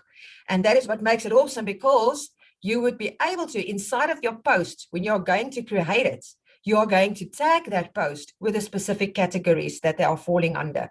And it can be more than one category. You don't necessarily have to have the blog post in just one category. Now you'll see there's a little drop down button right here. It's a category name, and then it says slug. Now this is not a slug. Now in my language, we've got a specific name for a snail, and it's actually in my language called a slug. So this is, when I saw it the first time, I actually laughed about it because it is a snail. And it is funny that a snail, a slug, this is basically the same function of what a snail would be, because this is the abbreviation of the URL for that specific category. So you might have a website that is, let's say, affiliatemarketing.com/ac/affiliate marketing. So if you guys can understand, I will show you later what it looks like, but that is what it would look like. So let me type it in here so you can see what it would look like if you had to send somebody directly to the category page for this specific thing. So let's say your company is affiliate.com/ and then there's a C and a slash. That is what it would look like if you had to take this specific category and send it to somebody so that they can go to only this specific page where all these categories are listed. That is what that C stands for, or what the slug is all about. All right. So that is what these things is for. Then we're going to go down to authors. And again, you can have multiple authors. You don't only have to have one person that is an author. And if I can give you advice, it is always good to have more than one author, because remember, people resonate with people. Everybody writes differently. I can write in one specific tone and somebody else can write in another type of tone. And if you can offer your readers or visitors different types of people that they can resonate with, the chances is that they're going to offer visit your blog more often. And that is just my personal opinion. Please take it with a pinch of salt. All right, so now you can choose an avatar. So let's just go change the Builderall icon. I can't keep leaving that there every time. And let's just grab this little Einstein for now. All right, and then the about page. And this is where you talk about yourself and why you are so awesome and so great, and you can make this work. And what is very, very nice, if you have any certificates or awards or any degrees or whatever that can give you authority in your specific niche, I would suggest that you add it right here. So in this case, I can just write Jackie and whatever. I'm not going to write my full details, and I'm just going to choose an email there. And the biography, I am an online entrepreneur. I'm just going to do that for now, but it can be a lot more than that. And then your social media. Now, again, you want to add your social media because in your blog post, you're going to have two options for social media. You're going to have a share where people will be able to share your post. And this is not going to work for that. But there is also a section that's going to say share the post. One is share the post and share to your or join your social media icon, social media platforms. And that is why you need to add these things. So you just need to type in whatever it is for each and every one of them. Like something like that. It's not real, guys, so don't try and go there because that's not real. And once you've completed all of that, you're just going to hit save. And there we go. So now we've got this person sitting right there, and you can have multiple, obviously, here. So let's just click on the three dots. You can update and you can delete. That is basically your options that you have. So if you as an author have written like 10 articles, it will show there. And that is the nice part of it. If you have got a virtual assistant, for an example, and you are paying that virtual assistant according to how many blog posts that person is writing, here you would know exactly how many she's done for the month or for the time period, and you don't need to go and worry and to go check them up. Did you write an article or didn't you write an article? Because all of them is going to show up here. All right, so now we're going to go to post. We're going to skip the post template because I'm going to talk about that one and post just now. Edit blog, we're also going to talk about later. Let's click on settings. Now we're going to skip the SEO part because tomorrow we're going to come back with regards to SEO. So let's just look at the new settings right here at the top. Now, because dripping posts is not available yet, you can just leave it at off. And then if you have got scheduled posts, you can choose whether you want it to be previewed on your site or not. So it says show scheduled posts preview. And that means, let's say you say on and you have made a post that is scheduled. The post will still come up on your site, but they will not be able to go and read it. That's basically what that is. And then obviously you can choose the date format that you fancy. And also, again, I don't know why this is duplicated, but I think it's supposed to be for instant post. I'm not 100% sure why it is duplicated. So that is what that function is about. Then we're going to go to lead capture. And you can capture leads in your blog, especially if you've got a very important blog and it's not something that you publicly share. You want people to subscribe before they can have access to the content of your blog. It's basically just like you would almost have a membership site kind of thing. The only difference is they now have access to your blog and they would be able to read your posts. And that is why you're going to capture those leads. It's a very important function to have. But if you are somebody that are having a general blog for your niche and you want that traffic to come constantly, sometimes a lead capture can be a bit of an irritation, but it all depends on your specific strategy that you are taking with your blog and what the purpose is of your blog.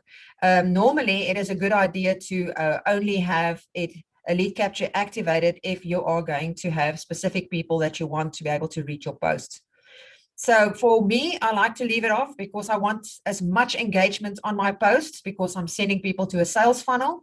And in that sales funnel, I'm going to capture them anyways. So if you want to activate it, I'm going to show you how to do that.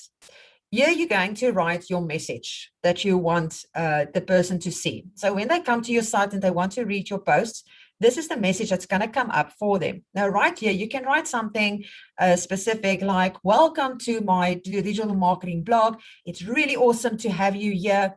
And I am going to provide regular content with regards to digital marketing. You do not want to miss this. Make sure that you subscribe and get access to all the important information that can change the way you do business. Something like that. Make it count. Make it good so that the person is going to be prompted to give their email address. It's just as important as a landing page. It's the same thing. You want the email address, they want value. And that is what you need to do right there. Then we've got the button style. Now, I'm not going to go in detail with all of these things because we're going to repeat that anyways in a blog post so that you can see what it is. Here you can change the way the button looks. You can change the text there. You can change the font, the way it looks, as well as the size of it, the background and color of it, as well as the text on the inside of the box, and if you want it square or rounded. That is basically what you can do with those ones.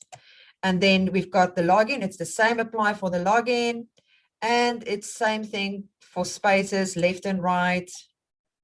And you can see how you can change it accordingly and how you want it to look. This is all about the look and feel of the lead magnet.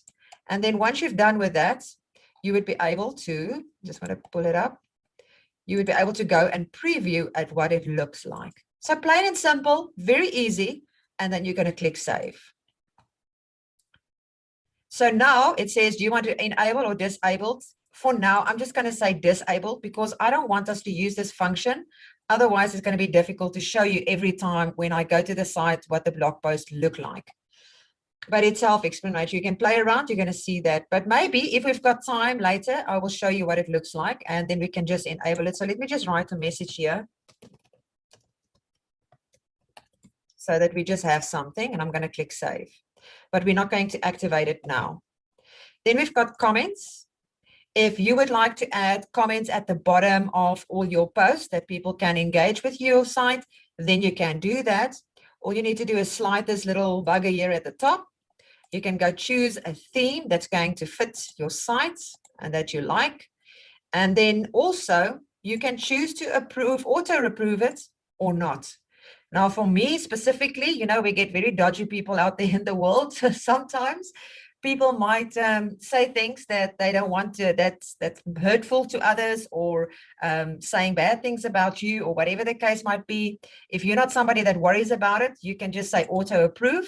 Otherwise, you can leave it off and you would be able to come back here and check your post. And we will do that too later on, so that we can see what it looks like. All right, but we're not going to put it on auto approve at this stage because we want to post. So I'm just going to click it as enabled. We want to add it, and we're going to click save. Now I can see it says blog updated. And now we're going to scroll down, and we've got import blog. Now, as far as I understand, I didn't have a blog in Pixel Perfect, but I understand that the import blog is when you've got a Pixel Perfect blog, you would be able to import it from here. I'm not sure about the WordPress thing. I think that is in a different story. I think my team would be able to tell you guys if you've got questions about that. I have never worked with WordPress, so I cannot tell you. So I don't know if this is to do with that as well, but I doubt it. I think this is just for the Pixel Perfect. And then to connect it. But we're not going to connect it yet because we first have to go play around with a template. So let's go click on Post Template. And now you'll see it says New Template. So let's go there. Now we've got the different options. We've got heading 1, 2, 3, 4, 5, 6, and normal. Guys, this is extremely important. I'm not going to go into detail with regards to SEO, but search engine optimization loves if you can tell them which headings you are using. And according to those headings, they would be able to, it's almost like I'm giving you a point for everything that you do that you're supposed to do. And according to that, we will decide whether your post will be shown or not. So it's a lot of small little things that adds up, and that is important and that should not be neglected. So don't just go and copy paste your posts and have it all on heading 1 or all on normal font. It is important to identify which is which inside of your post. Then you've got fonts, you've got sizes. The A is for color. That is to have the background colored and the text on top of it. Then we've got bold and italize, underline, strike through, numbers, bullet points, justifies. My favorite. I justify everything in life. I do it with the magazines. I do it with blog posts. I do it with everything, even my websites. I'm one of those people that just justify everything. But I think, again, it's a personal choice. Then we've got this little button right here. And this is magic, guys. This is magic. That is for HTML source code.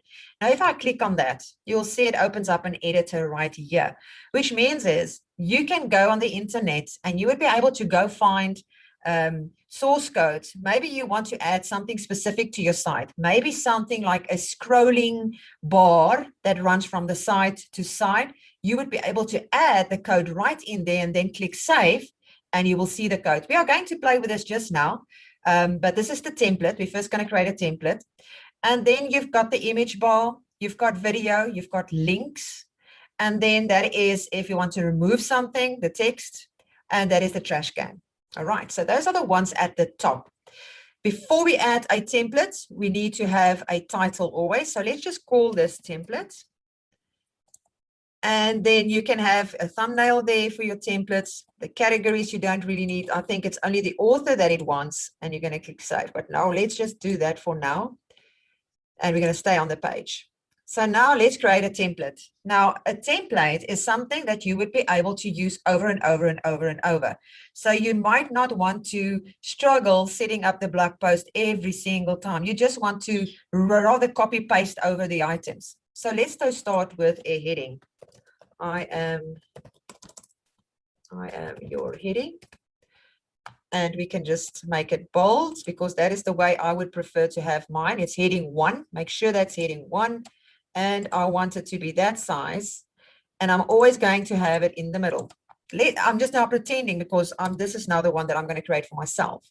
And then going to go back. And this is where we're going to have some text. We choose the normal. Because I like to have an introduction to all my text. And it's always going to start with a quote.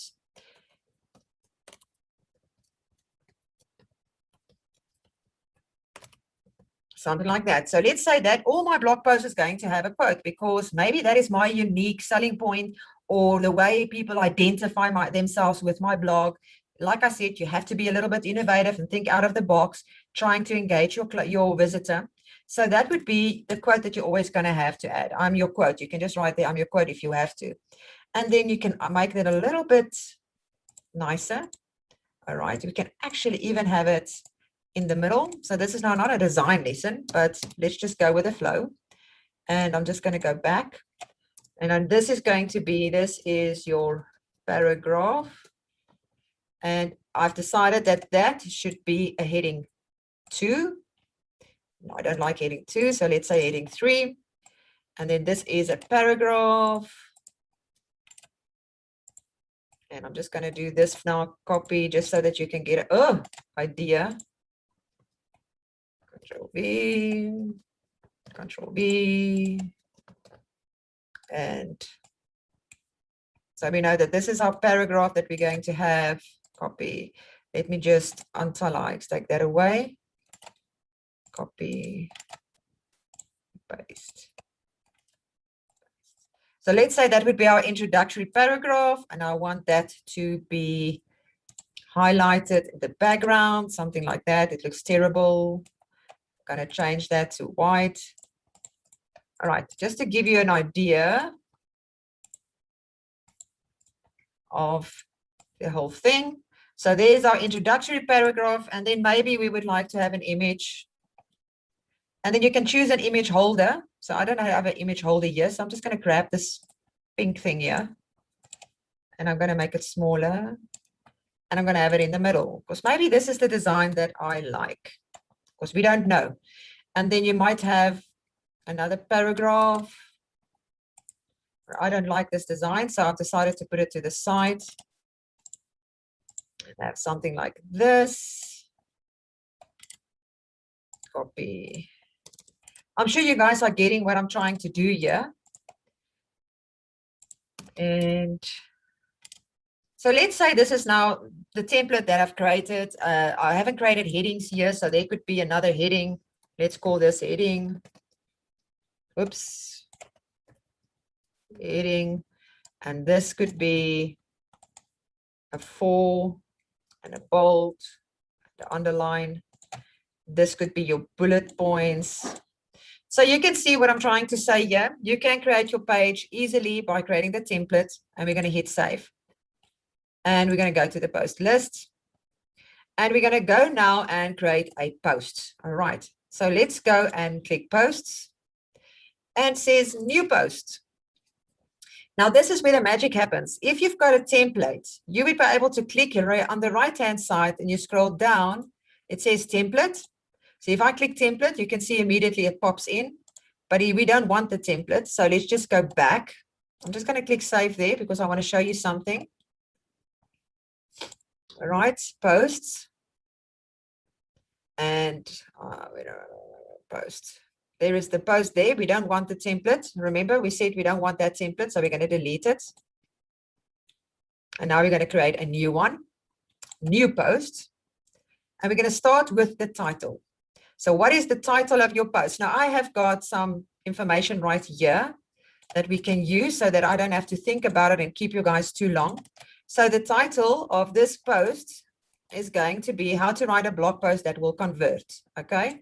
And because I didn't use the templates, I'm just going to have it like that.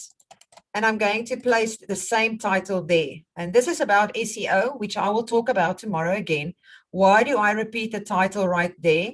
It's because the keyword, the long tail keyword that you're going to use for your blog needs to be at certain places inside of your blog to tell the search engines what the page is about and to create relevancy, if I want to put it that way, so that the spiders that's going to visit your blog post is going to know exactly what the post is about, and they're going to understand what it is, and according to that, they would be able to rate your blog and to see if it's going to feature on Google. So there we've got how to write your blog post. We're going to go and choose a thumbnail. So I am just going to upload a thumbnail here quickly. I don't know, let me just grab one here. Let's just say that is the one I'm not going to upload. There is our thumbnail. And this is not a YouTube thumbnail, by the way. So I've just added anything there. Categories. So under which category is this going to fall? We're going to say best tools. And as you can see, you can choose more if you've got added more there, but I'm just going to leave it at categories. We're going to choose the author that's writing this. And this is where it comes to whether you want to post it instantly or whether you are going to post this scheduled. So if you schedule it and you click on schedule and you click on the blog, you would be able to choose the day and the time. So if I click OK now, you would be able to see that you can choose the day, the time that it needs to be posted. But for now, we are just going to do instant. All right. And then custom URL, very, very important for search engine optimization.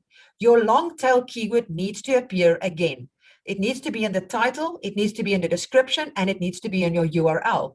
So in this case, it is going to be, again, how to write a blog post that converts. How to write a blog post that will convert. All right.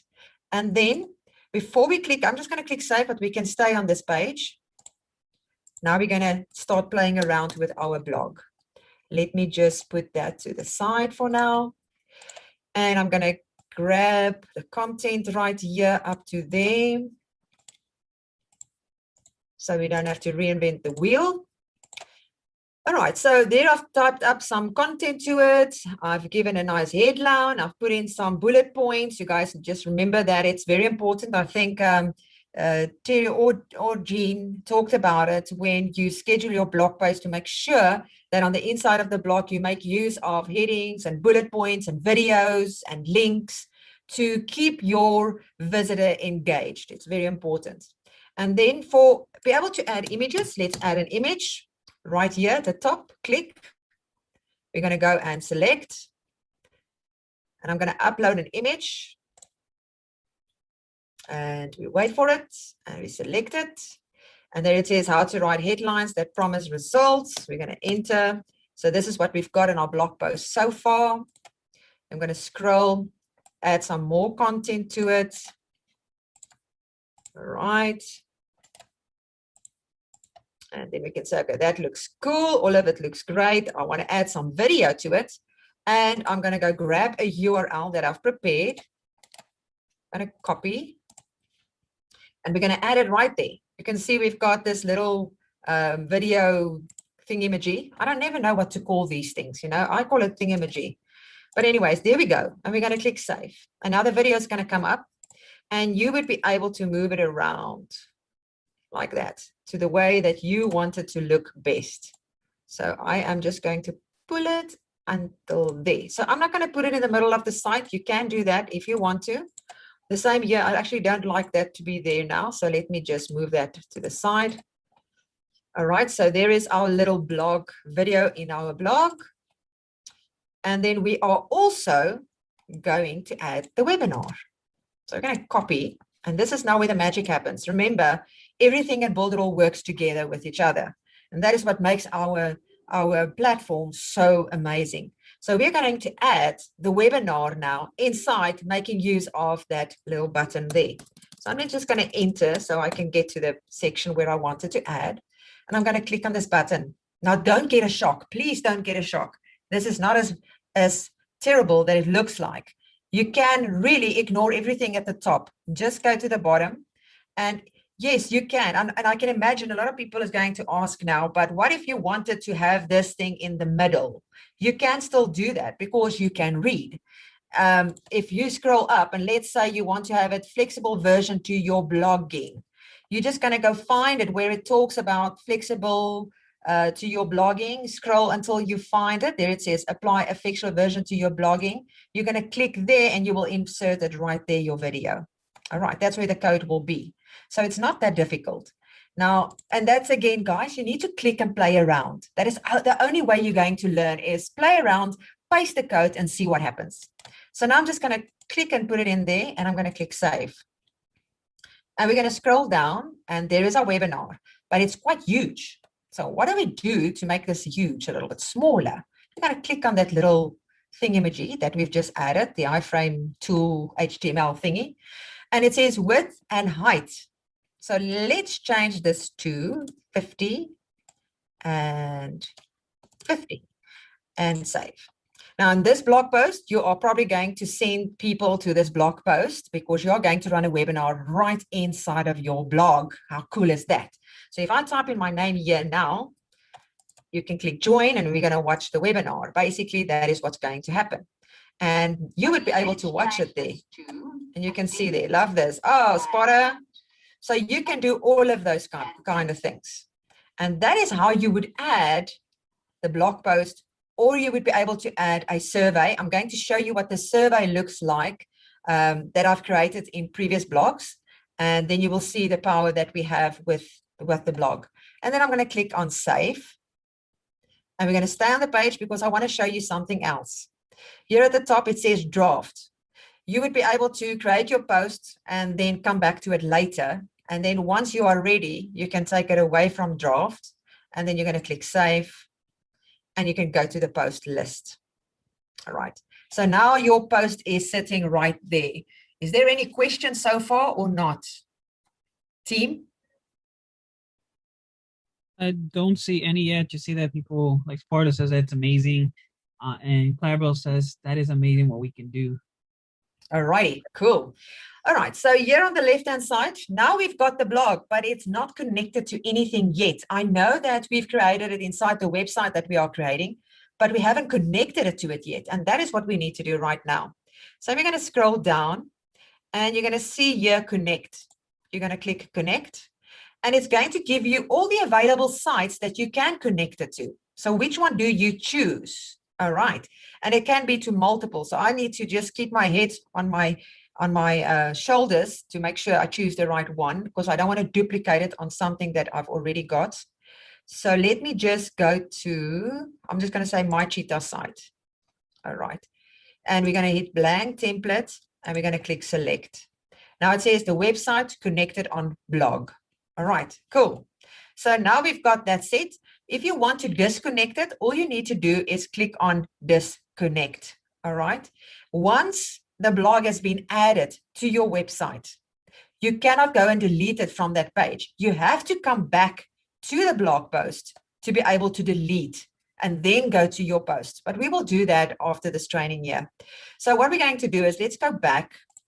I'm just going to close too many of these tabs because I don't want them all to be open. And I'm going to go to Cheetah. I should have connected it to this page. So I connected it to the wrong one, I think. I'm not sure. So let's just check. I think I connected it to that page. Yes, I did. So there you can see it's been connected. Blog feed, blog post. Now, what is the difference between these two? Now, the first one is for the feed. That is basically where all your blog posts will feature. The blog post is where one will feature. And that is what we're going to do now. We're first going to click on edit blog, and it works just the same as a Cheetah page. You would be able to manipulate everything on that page. You would be able to add videos, additional videos to it. You would be able to add a variety of different kinds of elements that you have on your site and panels. Anything you like, you would be able to add here. So for this example, let's just say this is my blog. Obviously, you have already got a nice header that you've created or nice panels, but let's just call this is my blog. All right, let's call it just like that for a header. I know it's not beautiful, guys, so just bear with me, okay? So panel, blank panel. So the next one is a blank panel. And I am just going to make it slightly bigger. I'm going to right click and I'm going to increase the height because I want to play around with it.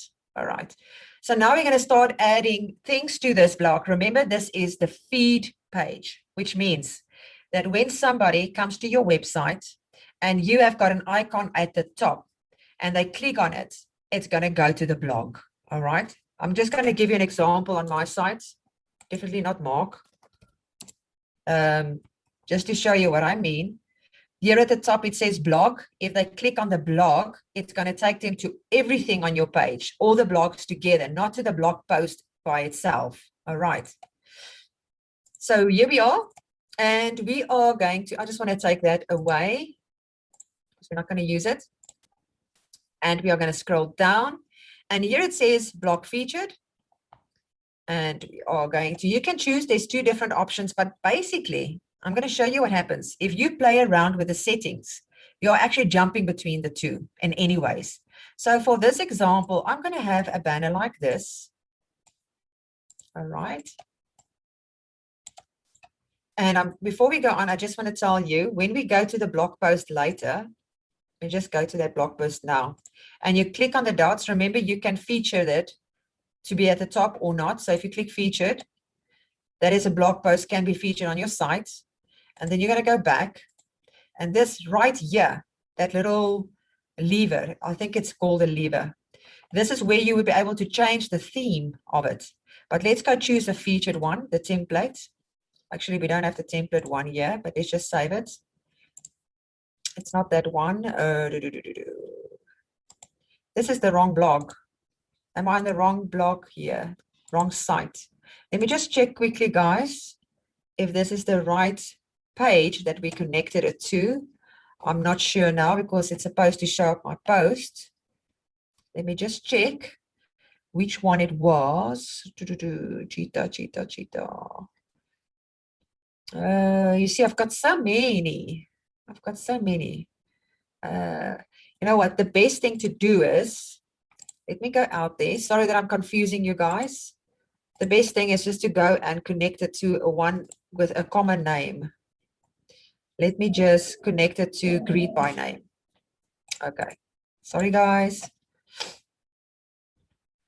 All right. Let's go back now. Greet by name. Greet by name. I have got too many samples on this site. There's greet by name. All right. Now it should work. There we go. So let's go back to the blog feed. Repetition. That is what it's about. Repetition, repetition, repetition. So even if I keep doing it, it's fine. So let's just go and create this again. This is, and you can beautify it like we said before. I just want to make this smaller at the top by making it a minimum height. Okay, and then we're going to add the panel like I did previously and make a blank one. I'm going to create that one and I'm removing it. And scroll down, go to the right, go blog feature. We're going to grab that one. And we can have it like that. Click templates. Why is it template? I don't know. Why do we call it template? That's not the one that we called. Something is not lekker. Hold a second, guys. Hold a second. Where's the blog? Challenge. There is the challenge. All right. I'm going to use the sample site one that I've already created, but there's 4 posts already. I don't want to. Okay. What I'm going to do is, because I don't know what's spotting on that specific one, but here I've already created 4 posts. So let's just work with the sample training site that I've got. There's 4 posts that I've created already. So let's go to this sample site, sample training, because I think I am confused with how many pages I've got right here. I think that's my biggest problem. I keep thinking I'm at the right place. Block training. I should have called it block training from the start. All right, feed. Let's try this again. And add the blog post that we've created. Add panel blank. And I'm going to add another blank panel. And my blog. And we can have the smaller. All right, let's make that bigger. And we remove that. And let's try again, blog featured. We want to grab that button and click and choose your post. And I'm not going to worry about, we'll leave the categories, show button, thumbnail, show content, show date. I don't think I need to explain all of this, as well as the format of the date or what you need to read more. You can change the text there if you like. We're going to play around with the theme a little bit, but just to make you see, let you see what it looks like. So there is the one post. If I go and click on it again, I'm going to show you what the different themes look like. That was now clean. This is simple. So you can see it squishes it a little bit, but you would be able to move it the way you want it. Or you can also make it hover. So if you hover, this is what happens to it. The only thing is, if you do that, you must make sure you don't have a title at the back on the image, because there's already a title on top of it. And then a list. So you can choose what is going to look the best for you and what you want to use. Now, I like, my preference is definitely the clean look. I love the clean look because you can play around with it. And before we go on adding any more content or things to this page, I need you to understand that every single element that you add to your site, you would be able to change the look and feel of it. So if I right click now, and I'm moving it up a bit, you would be able to change the color of everything happening on your site. So let's say I want the buttons to be, let's say, dark, like a purplish kind of thing. And I'm going to leave that at that color.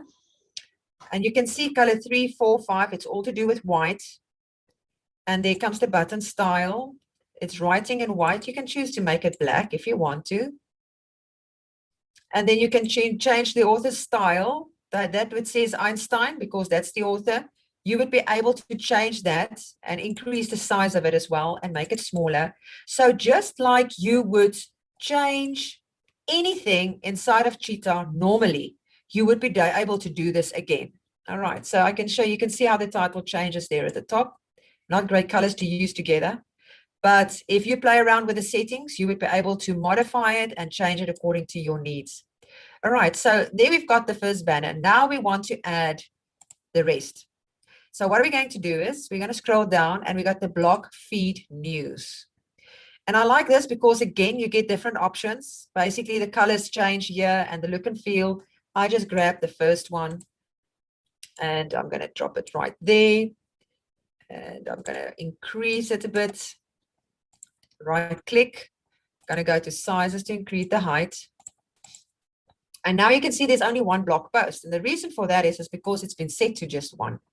Now you can see you can have columns. How many columns do you want the blog post to be across the page? So in this case, I don't want to, in this case, I don't want to show all 6 of them or whatever. I just want to show 3 at a time without featured. A headline, if you want to add the headline, and then the column. So I want only 2 next to each other. I don't want more than that. All right. And I'm going to keep it as simple. Again, you can play around with the theme. and you're going to click save. And there we go. And you can change it like that. But I don't want just that one. So let's go back and change. We want to show categories. Let's change all of them. All right. So there you can see we've got the one sitting next to each other. And it's only two. Because remember, we chose 2 columns. If you chose 3 columns, it's going to add it next to it. But I don't want to do that because I want to show you the freedom of the design by leaving it at 2. And I'm going to leave it like that so that there's an open space right here next to it where you can add additional things to it, to your blog. So for now, we're going to go back and we're done with the blog feed news. If you click on blog general, you would be able to make use of this, but I prefer to make use of these 2 things in my post itself. So we're going to play with the blog general in the post itself. And then we've got RSS feeds as well as a search button. So I'm going to drag and drop the search button, and I'm also going to drag that one.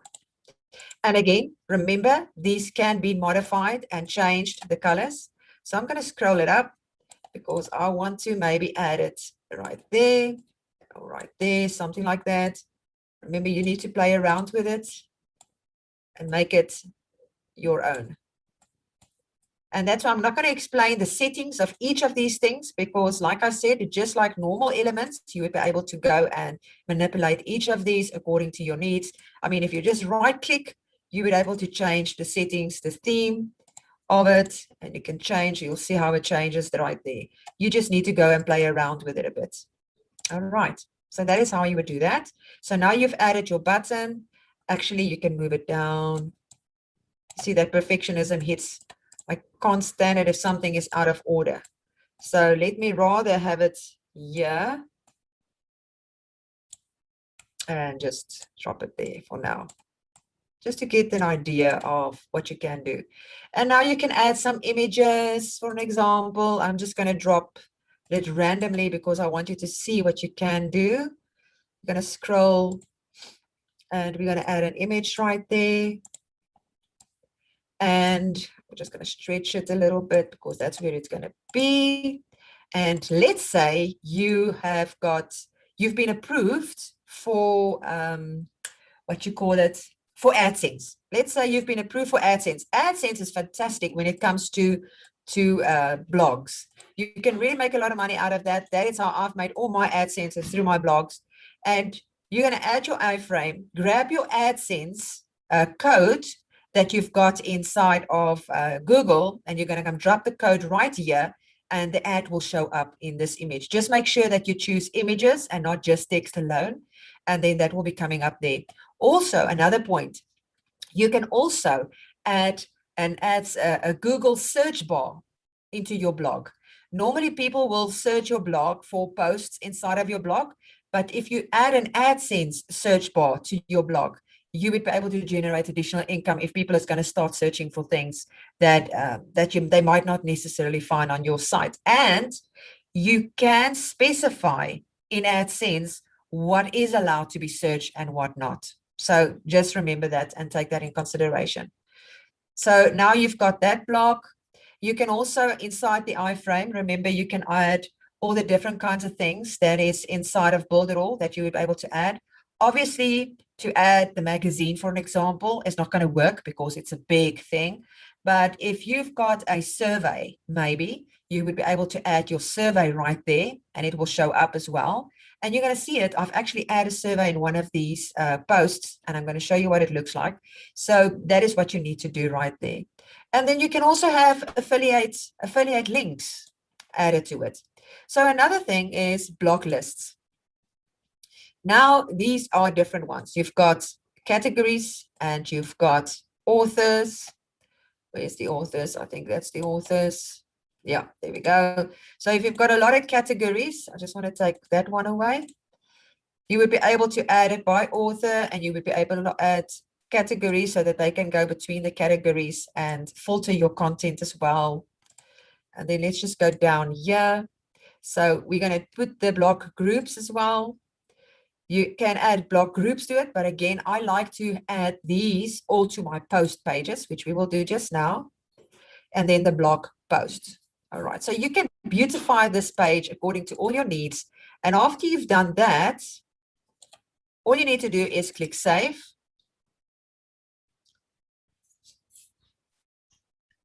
And we wait for it. That's fine.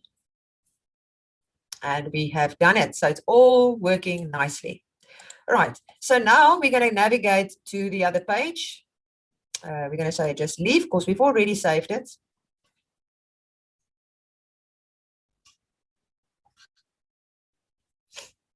All right, now we are on the feed, the post page. So once they clicked on a specific post, they need to go somewhere. So don't forget to do this page. It's very important.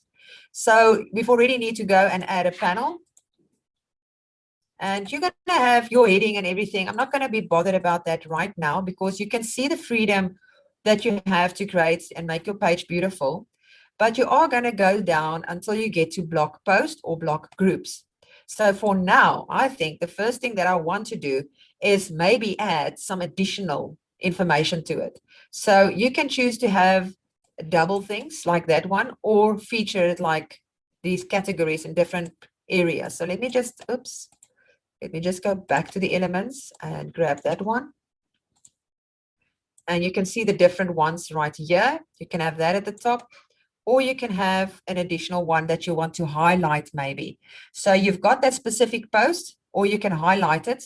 I don't like this one, so I'm going to delete it, but I'm going to keep this one on my page. All right, so that is going to be my first banner. I'm going to add another one, and I'm just going to do that by cloning that element. And I'm going to delete the post. And I'm going to right click because I need to increase the size. And I am going to go add the post.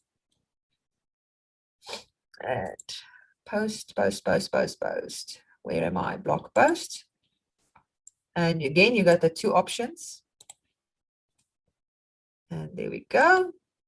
And again, you don't have to have it exactly like that. You can move it to the side. All right. So that you can make space for other important things here on the side. So let's just leave it like that and pretend that we've got some affiliate links sitting right there. And now let's talk about this quickly because I did speak about it previously. You've got two sets of icons here.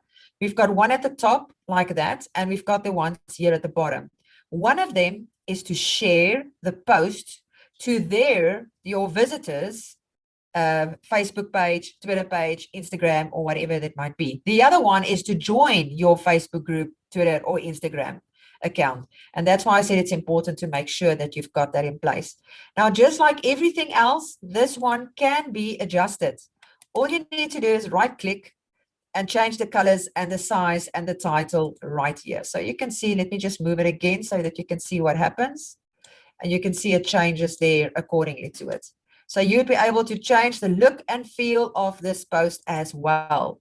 So what happens if you click on this little icon? Again, you can choose what needs to show up. Do you want your social bar? What needs to be shown? What does the social bar needs to look like? Must they be circles or squares? Where do you want it to be aligned? Your date, as well as the date, author, and categories. And then once you're done, you click Save. And that is how you would set that up. But remember, once you have done that, to bring back your bar at the bottom. So you don't want it to be way down there. And you can now again add anything else that you like. And you're going to click Save. And you're going to wait for it. And that's fine.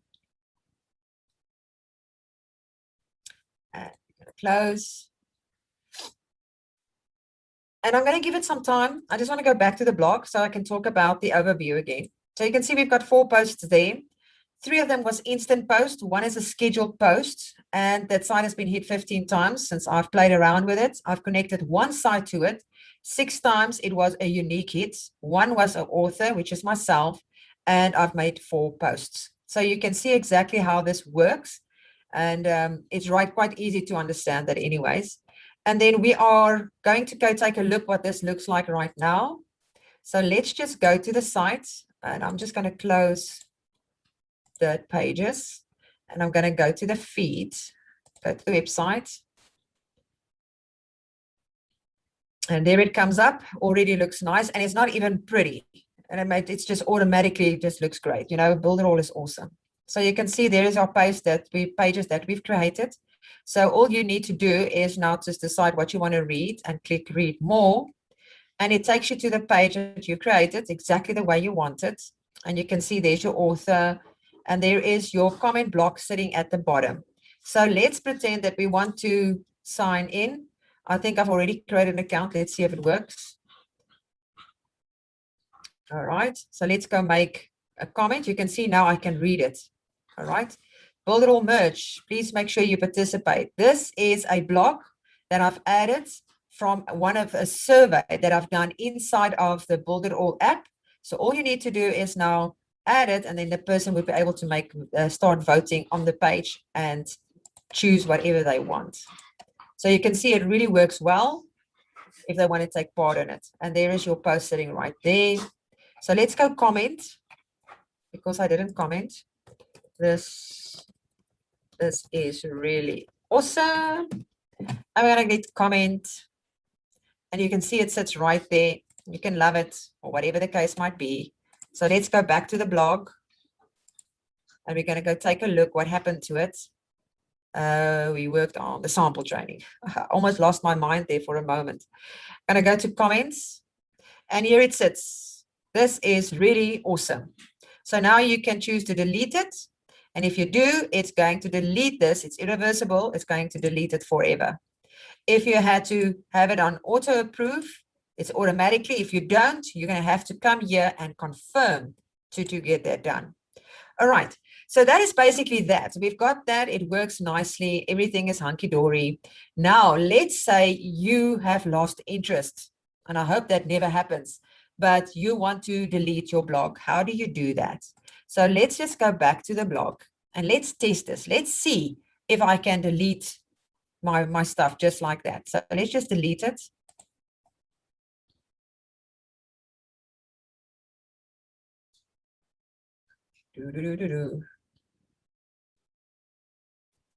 Can you guys see what's happening? You have to go and disconnect your blog first by going to blog and then edit that blog.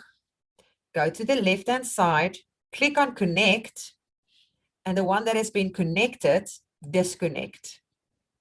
Now it's automatically going to remove it from this website that you've created. And then your blog is not connected to it. But that does not mean that your blog is gone. It just means that your blog has been disconnected from your website, but it's still there. There it sits there still. So if you want to delete it now, you just click on the three dots and you're going to click delete.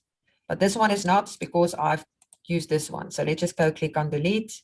You're going to say sample training. And yes, I want to delete. And the blog is gone. That is how you do that. Now, I have to say, I'm very excited about my part of this training because I just love SEO. And I know most people actually despise it, but I think it's because I love a challenge. And I love that feeling of accomplishment when you actually see your site, or even your client site for that matter, on the first page of Google. Okay, now the most important factor of SEO for blogging is long tail keywords. I would encourage you to go after long tail keywords because they are easier and they are more profitable to target. Also, most of them you won't find any significant competition. Now, you're not going to believe it, but statistics shows that 57% of Amazon sales comes from long tail keywords. So what is a long tail keyword? Let's say your business is all about pet food. There is really a huge demand for pet food and also a huge supply, which means it can generate the most search traffic, and if you eventually rank for them, by the way. But targeting such a keyword is really going to drain you, and you're going to start feeling despondent and might even give up, because you're probably going to compete against giants who are already established with hundreds and thousands of backlinks. Now, on the other hand, choosing a keyword such as pet food for senior dogs. Can you guys see the long tail keyword? That may not have as many monthly searches, but because it is longer, you can easily rank for them and generate more blog traffic and leads. Now, guys, understand this. before you integrate a long tail keyword into your blog post, you have to define the purpose of your content. To have an awesome long tail keyword by itself is not going to do it for you. So how do you use, how do you create those keywords, or how do you use them? Number one, you need to define the purpose of your content.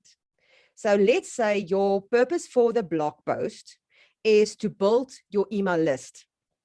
That will mean you will need to stop promoting your products and services and focus more on your users, giving them tremendous value. It's like basically a very good reason for them to opt in. Or if your blog post intent is to generate social shares, then make sure you create a scroll stopping headline that really speaks to your reader and motivate them to share your posts. Number two is to understand your avatar. Who are your target audience? You will need to visualize them, know what they like, why they like it, and what makes them tick.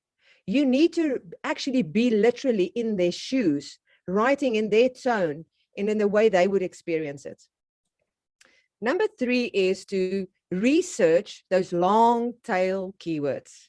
I cannot stress this enough. Most people struggle to do this. But if you have a paid plan with platforms such as Ahrefs, I think it's called Ahrefs, and then Ubersuggest, which I love, you will be able to dive deep and get the best results. Now, you might be thinking, why am I saying paid? Because everyone is using the free versions. And guess what? They all use the long tail keyword that comes up. The paid versions will just give you so many more options. Now, again, long tail keywords may have low search volumes, because I know a lot of people come back and say, but the search volume is low. Just remember that the lower those search volumes is, the greater the conversion. I know it doesn't make sense, but that's a fact. So because the other side of it, if you think about it, people that make use of long tail keywords are actually typing in that long thing. It's not going to be a short thing. So they are serious buyers looking for something very specific. And that is why I'm saying that the conversion is high. So if you struggle to come up with a long tail keyword, you can make use of Google by just typing in the search bar, pet food, for an example, and it will bring up a list of searches that you can start researching. I think Jean showed that previously as well. Also, you can make use of Answer the Public, the video or the screen that you're seeing now with a man walking up and down. That is Answer the Public, and you are going to be pleasantly surprised to what you're going to find there. Unfortunately, we don't have the time to go into detail as to how that page works. All of this is listed in the workbook. So I hope that I have set the scene for you now by talking about the very important keyword factor that plays such a big role inside of SEO. Now we're going to dive a little bit deeper. In the blogging world, SEO, which stands for search engine optimization, can be tricky because you need to make sure you deliver an awesome user experience. On the other hand, you shouldn't ignore SEO either. The goal is to find the balance. So let's start by talking about ranking on Google first, because that is really what SEO is. And yes, I know we also have Yahoo and Bing, but if you get it right on Google, you're probably going to get it right on the other search engines too anyways. Now, to rank basically means that you're going to optimize your content in such a way that it will appear on Google's first page. Now, a #1 ranking means that when people search for a particular term, your webpage is going to be in the first results after the promoted results, featured snippets, and answer boxes. Just keep that in consideration. Then appearing in the top 3 results is excellent because your click-through rates skyrocket the moment you get to the #1, closer to the #1. Sorry. Appearing on the first page at all within the top 10 results is very useful. That's because 95% of people actually never make it past the first page. And I'm sure you guys can go and test it yourself. How many times have you gone past the first page? After the first page, you are basically invisible.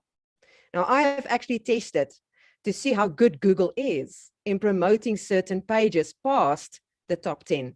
And my findings was actually mind-blowing. Those little Google spider bots, they actually know what they are doing. the further the site is from the first page, the less that content appealed to me. The site either have hundreds of ads in it, or the value to the reader is diminished.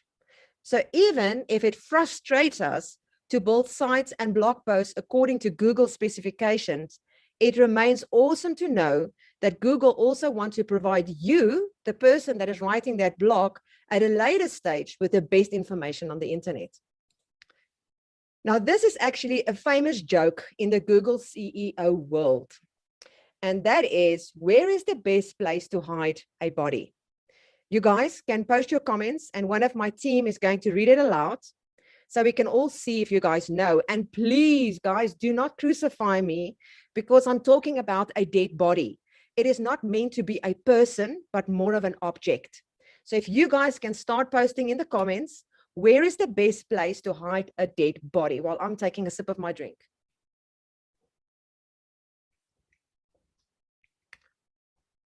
Is there nobody knowing? Or nobody can give me an answer? I am refreshing the chat to see if we see anybody. Yeah, there's usually a bit of a delay, so we have to let them get the question and then they can give their answer.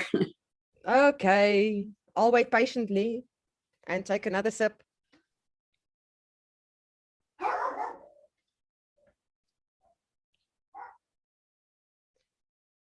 So I don't think the people know. I think I give them enough time. Just laughing. I don't think All right. they know. They obviously do not know. So the best place to hide a dead body is on page 2 of Google. And some people might not think this is funny, but to me, it's extremely funny because you become invisible. It doesn't matter where your website is in the world. The moment it ends on Google's second page and you do not have deep pockets to pay for paid advertising, it is just as good as something that is dead. So that is what I was talking about there. And then the next one is, so if you do not have very deep pockets to be on the first page of Google, then you better make sure you take SEO seriously. And do not let people tell you SEO is dead, because it's much alive. Over time, organic traffic from SEO can really scale your business to other levels. Now you're probably thinking, stop talking and tell us what Google look for, right? Google wants to organize the world's information and make it available to everyone, and at the same time, make sure that what they deliver is valuable and useful. So actually, if you think about it, they are trying to help you in the process by delivering the best to your potential clients, and they're kind of forcing you to become the best you can. Now, how do they do that? They have created a search bot, or rather say spiders, because we are talking about the web. They go and they crawl the web and visit web pages. And if they find your website, they will look at the page or the blog post and determine if it is correctly optimized. If the spider nods its little head, you will be indexed and Google will add you to the catalog until someone searches for that specific term that you have used. If yours are the best, Google is going to bring it up and show it on the first page of Google. Now, Google makes use of complex algorithms that can, I don't even know if I'm saying it right, algorithms that can change at any time and at any moment without any notice. And these little algorithms decide which content gets displayed and in which order. Now, even if your page or pages, if you are lucky, all land up on the SERP, it will be out of the hands of Google. And you will have to rely on your page titles, meta descriptions to get the searchers to click on your link and visit your site. Sorry, guys, I forgot. I said SERP. It means search engine return page. Now you are probably asking, Jackie, how does Google search ranking work? Now that is mystery, really. But some of the secrets Google do release, not all of them, but we can make use of what we have. When people want to find information, they type or say words related to what they are looking for. Those are called keywords. I already spoke about it just now, the long tail keywords. Keywords are what makes you rank or not. So intense attention needs to be given when researching your keywords. But keeping your website ranking on Google isn't about making the most of your keywords alone. It's also about the quality of your information. Now let's look at what Google loves. First, the purpose of the page. What will the page offer the visitor? Is it helpful to the visitor? content quality and amount. Is the information given correct? And is there enough information given to satisfy the visitor? Website info and the info about the content creator. Did you add the information about yourself and what your site is about, like your about page? Website reputation and the content creator's reputation. What do others say about your business and your reputation as the content creator? This is normally found where people reviews your site. User interaction with the page, that's time page, bounce rates, and so on. This you can find on Google Analytics if you have added it to your site. And last but not least, EAT. It stands for expertise, authority, and trustworthiness. Now, there are different types of SEO, but let's explore the concept of EAT in a greater detail. In 2018, Google rolled out an update which made EAT a major ranking factor. The goal of this change was to ensure that users weren't just getting the highest quality content, but they are also getting the right information from that content. And this is super important to understand because Google realized that most searchers come to their platform for just about everything. And that means their users' lives could be seriously impacted for the worse if the wrong results appear. Websites that could lead to potentially life-altering results fall under that specific umbrella. And it's actually called YMYL. Think about medical sites, financial planning sites, or anything that could change the status of someone's happiness, health, or wealth. When someone goes to Google for information that could have real-world consequences, Google wants to be sure it's giving the users the most accurate information possible. Now, part of this means evaluating not only the page content, but also the creator's reputation as well. So instead of focusing solely on what the site page says, Google now tries to understand who is saying it. And this is particularly true for those specific sites, which is under that umbrella called YMYL. Now that means they will look at each category individually. First, they're going to look at expertise. Does the author of the piece of content have the requisite skills and the knowledge in their field? Then they look at authority. Is that the best source to answer the searcher's question? Or is there another go-to person who would be able to be a better source? Next one is trustworthiness. Does the author provide an honest, unbiased presentation of the topic in that content? Again, what is Google's exact formula for measuring it? And that is the tricky part. No one outside of Google really knows. All we know is that we should integrate it into our websites as far as humanly possible. Now I want to just quickly touch on something else. Let's be clear though, no agency, web developer, or company can guarantee you a page as a #1 rank. You might #1 today, but tomorrow you will disappear from that listing. It is a continuous effort to remain there and to keep up with the changes Google might make. Now, obviously, I am not saying that it's not doable. All my clients are on the first page of Google, and I'm going to show you at least what you can start with to get you going.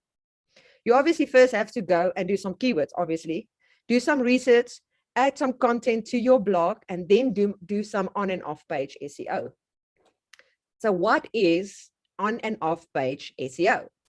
On-page SEO refers to 2 factors on your own website that you can optimize. Things such like the underlying codes, the content, the titles, the meta tags, the images, and so forth.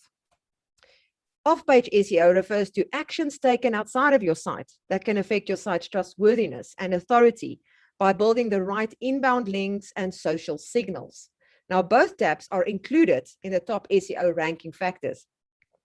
The truth is that organic searches on Google drive a huge chunk of traffic for most websites. And if you want to maximize your SEO ranking, then I recommend that you optimize your blog post because you probably will be using long tail keywords, which will give you the better chance to get ranked on the main website. Now let's look at some of the top ranking factors. I've created a quick cheat sheet that you will find in your workbook with all the points I'm going to mention now. The first up is the URL access.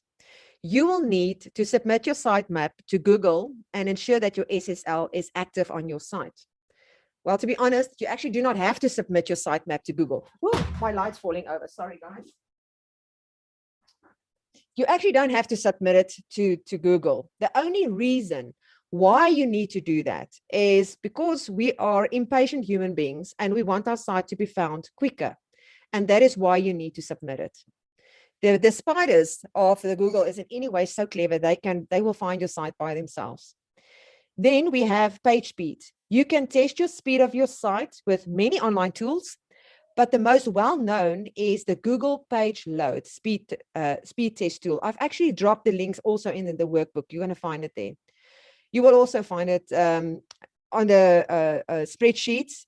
Oh, I told you exactly what you're going to get. Let me just keep my mouth shut. You will see it now. The next page, mobile friendliness, is another. Responsive design, which you can adjust in the mobile view section of your site, which is awesome.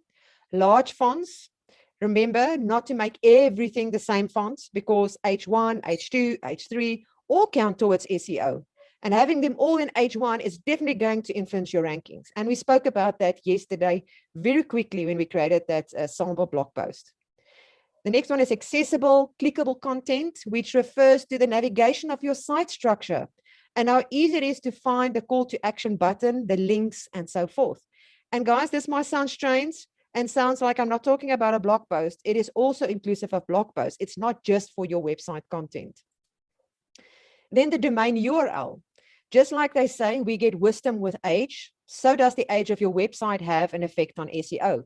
The older the site, the more valuable it becomes, because the site is renewed yearly, and who will just pay for a site that they do not use, right? There are other factors too, but just remember that it plays a very big part in SEO. Now, the next one is very, very, very, very, very, very, I don't know how many times I can say very important.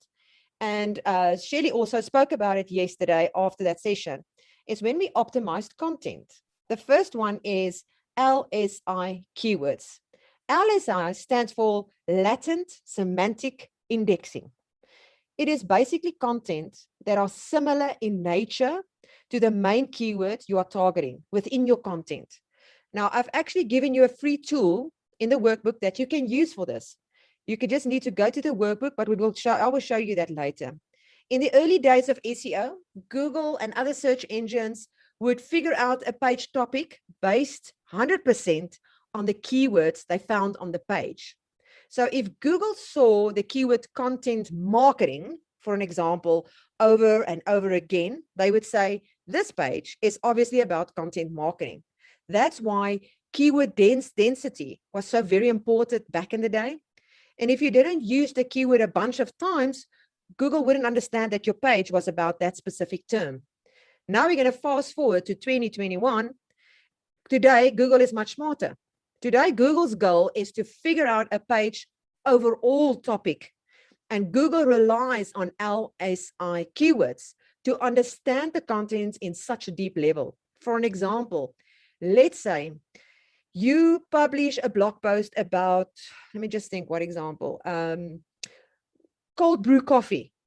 Google will still scan your page to see if you use the term cold brew coffee in your title, in your tag, in the content, in the image, in the text, and the content, and all those places. But they also scan your page for LSI keywords like filter, temperature, grind, cold water, ice. And when they see these LSI keywords in your contents, they're going to say, we're confident that this page is about the topic of cold brew coffee. So you need to understand that. The next one is search intent. Now, search intent is the reason behind a searcher's query on the search engines. It represents the objective the searcher is trying to accomplish. For an example, someone might want to learn about something or find something or buy something. The next one is the length. Now, experts suggest 1,500 to 2,000 words is the ideal length of a blog post. I know it can become very difficult to keep up with that. Now, that is what the experts suggest. So if you're somebody that are totally going for blogging, then just keep that in mind. And then also video. When you include videos in your blog posts, readers will feel more inclined to stop when they reach the video. More often than not, readers will end up engaging with the content anyways. Then we've got technical SEO. We need to use the keywords in page titles. You need to use the right header tags. You need to optimize your meta description. You need to use the keywords in your alt image tags. Now, all of this we will go over just after this presentation. So just hang in there. We're almost there. The other one is user experience. That is reduce the bounce rate.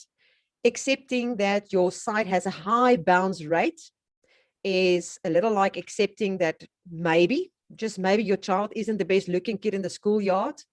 Sure, you think your precious angel is just adorable. And just to make this clear, we are actually talking about your website here. Yet when you head into Google Analytics to check the numbers, you're going to be surprised that the bounce rate is going to tell you a different story. It's hard to come to terms with that. After all, you love this website so much. Why doesn't everybody else? So, of course, just as beauty is in the eye of the beholder, so too is it what constitutes a good bounce rate. Some people might view a bounce rate of 80%. That's awesome. Where others might see this nothing short as horrible. It really depends on your site and the business goals. So how do you reduce the bounce rate? Now, I'm going to talk about that on the next slide because the next point goes actually hand in hand with that. You also need to increase the CTR, which is the click-through rate. Now, here it is all about how long they stay on your page and if they actually engage and click on your links. Now we look at how to reduce that bounce rate. The first thing is to optimize the page load time. Many marketers assume that if the bounce rate is high, the issue must lie with the page content, when in fact, the serious problem can arise before a user even has the chance to read the page at all. Of all the problems a web page can have, taking forever to load is arguably absolutely the worst. Next one is to do smart formatting. Have you ever clicked through a blog post or a web page only to discover an immense, intimidating wall of text? And if so, you already know how discouraging this can become for readers, even if your content is incredibly valuable and completely unique. Formatting your pages to be as welcoming and accessible as possible is really the best way to reduce your bounce rate. So the less work a visitor has to do when they get to your site, the more likely they're going to stick around. So don't overwhelm your visitors with weighty paragraphs that span the entire pages and you make use of all the white space on your pages. Then another note on sidebar and widgets. Make sure you use them sparingly.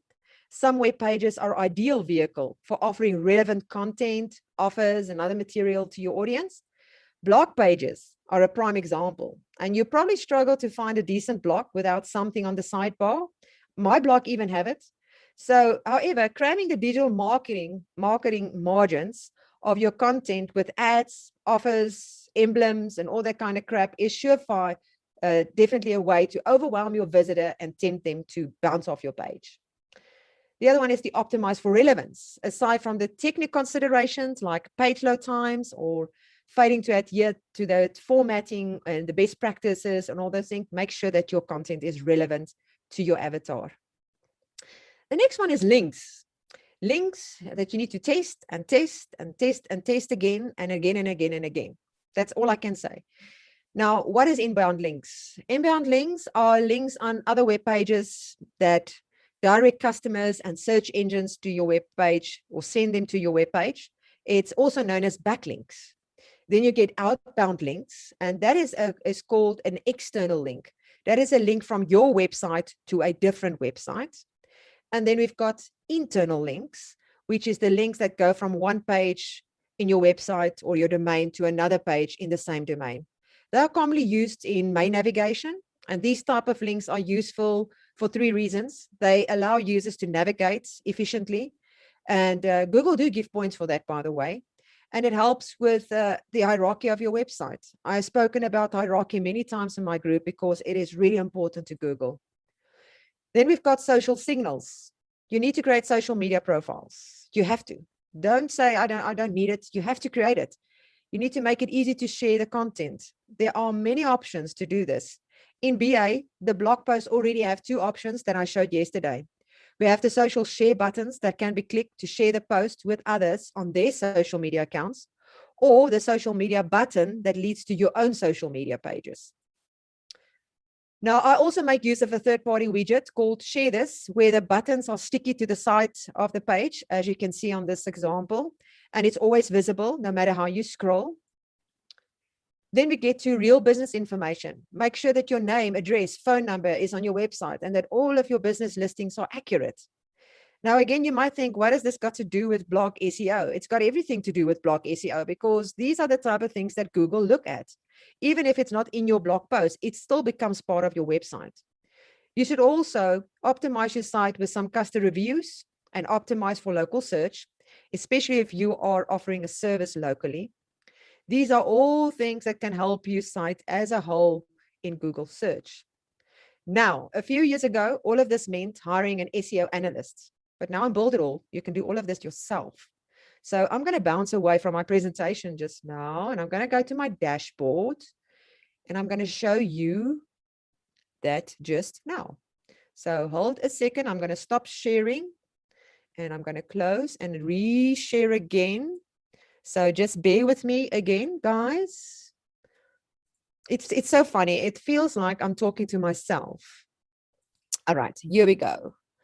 All right, so here we are on the Builderall beautiful dashboard. I love that. It's probably one of the most beautiful things I see every day is this dashboard. All right, so here is our block training that we've created, our sample site. And here on the left-hand side, we're going to scroll down until we get to blog. We're going to click on blog. And there's two things you have to understand. You need to set up your SEO for your blog as a whole. And then you need to set up SEO for individual posts as you create them. And that is what we are going to do today. So here is the blog. I'm just going to click on edit. And then on the left-hand side, you're going to go straight down where it says settings. You're going to click on settings. Yesterday, we did the news. Now we're going to click on translate SEO settings. Now, this is important now to think about it. What is your whole blog? What is the whole blog's intent? Or I'm trying to just think about a better word of intent. What is your whole blog about? Is your whole blog about digital marketing for senior citizens? Is it digital marketing for beginners? Is it pet products, healthy pet products for dogs? Think about what the main idea of your blog is. And that is what is going to be added here. It's the main idea. The chances for you to rate in Google in the top 10 with your main keyword of your website, of your homepage, or of your blog is less than when you will rate for a long tail keyword of an individual post inside of your blogs. So it's very important to keep that in consideration, that you might not rank for the blog as a whole or the website as a whole, but you can have multiple rankings for blog posts that you have written because of the long tail keywords. All right.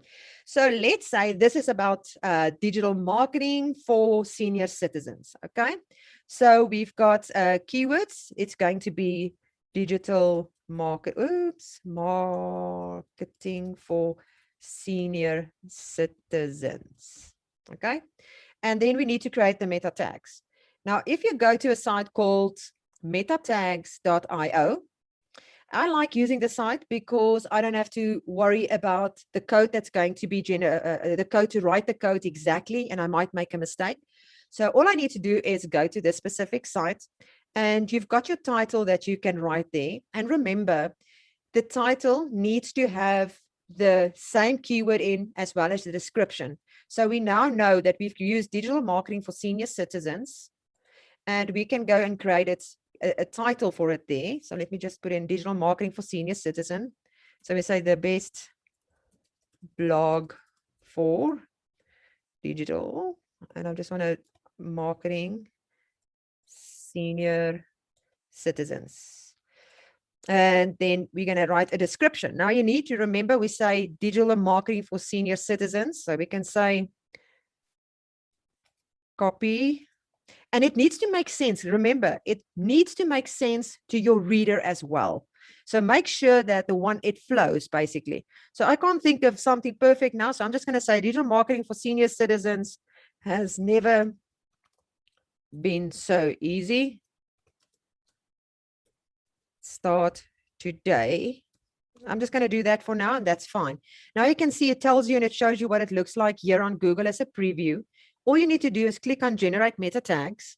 And you don't need to have the Facebook and the Twitter and all those things, because that's totally different kind of thing to work with. We are just looking at the primary details, which is sitting right here.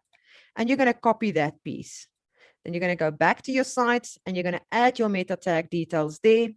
And you are going to put it on, because we want this block to be found. If you don't want this block to be found, make sure you click off. And then you click save. Now, the same thing is going to happen for each and every single blog post. So once that is saved, you're going to go to your post. And every time that you make a post, you're going to do the same thing. But remember now, this is going to be slightly different, because you need to make sure of the following things. So I'm going to update this post because we didn't optimize it the time when we played around. And obviously this title is no, not right, because I just use it as an example. Oops. I've just typed in all the meta tag details there again. Digital marketing. So let's just give it a title. What was this? Actually, I was not stupid. Why did I remove that? Oh, I was so silly. You see, this is where we need the undo button. But anyways, it was about how to write a blog post. So let's just copy that title there. Because this is for senior citizens. I don't need to make my blog that. Control B. So let's say that is the blog post. I'm not going to play around now with the headings. Or I am going to. I've actually decided I am going to play around, because that is how I roll. So there it is. Now, let's say that is the long tail keyword that I have found. I'm going to do exactly the same thing. I'm going to go here and I'm going to add my details and whatever the case might be. And we're going to have that ready. But while we are there, we're going to still look at this now. You need to make sure that your title, which is there, sitting right there, your URL at the back has got the keyword in it, and that you have the same keywords across your content that you are writing in your page. And remember what I said earlier, make sure that you add LSI to your pages, because you want the latent information. You want those things that's going to let Google see that this content is about what you are talking. So make sure that you have that spread right across all your pages. It's very important that all of those things are adhered to, so that Google can see that this post is about what you are saying. So make sure that you count, make sure that you add links, videos, all the things that we have spoken about. Once you've done that and you click save, I'm just going to go to the post, click on the three dots, go to settings, click. Here you put your keyword in. I don't know what my keyword was on that page. How to write a blog content. I think let's just grab that. Not that. That. I'm just going to do this for now. And we're going to grab our information that we've just done. We're going to drop it in the meta tags. I'm just going to put on. And how to write a blog post. Blog post that will convert. That's the keyword. You need to make sure that the settings is on. You won't be able to type if it's off. You can see what happens. You need to be on, and index must not be off. We want to be on, and we're going to click save. And that is what you need to do for each and every single blog post to get it optimized. Very, very important. All right, so now we've come to the end of the training section there, but I want to go back and show you something in the workbook that is very important. This is optimizing the blog day 4. You will see all the information that we just spoke about is sitting right here. There's additional information here, which is the SEO report. Now, on page SEO is also inside of Builderall, which is awesome. If you go to apps and you are going to others and you click on page SEO report. Now, the whole key about this is, when do you do this? Once you have done your post, give it a few hours. So I wouldn't say hours, a few minutes, so it can rest and all the information gets there. Then you're going to go test your post. Now, how do you test your post? Post, not your post, your post. I've just got out of the site, so I am sorry that I have to go back. I always close these little tabs at the top. So what you need to do is wait for the loading and go to the block training again. And we're going to go to that specific post. Nee? And let's go to blog. And I'm not gonna go to the blog. I'm lying. I'm not going to the blog. I'm gonna go to the, yes, I want to go to the blog, but you know what? I deleted it yesterday. Guys, can you remember I deleted it yesterday? I did. But I'm going to show you in any ways how to do that. Let me just log into incognito to one of my blog posts, or I'm just going to go to my website and I'm going to grab the blog post there. So you're going to go to your blog post, the one that you are working with and that you want to test. So I'm just going to grab that one. Here at the top is the URL of this blog post. I'm going to copy that URL.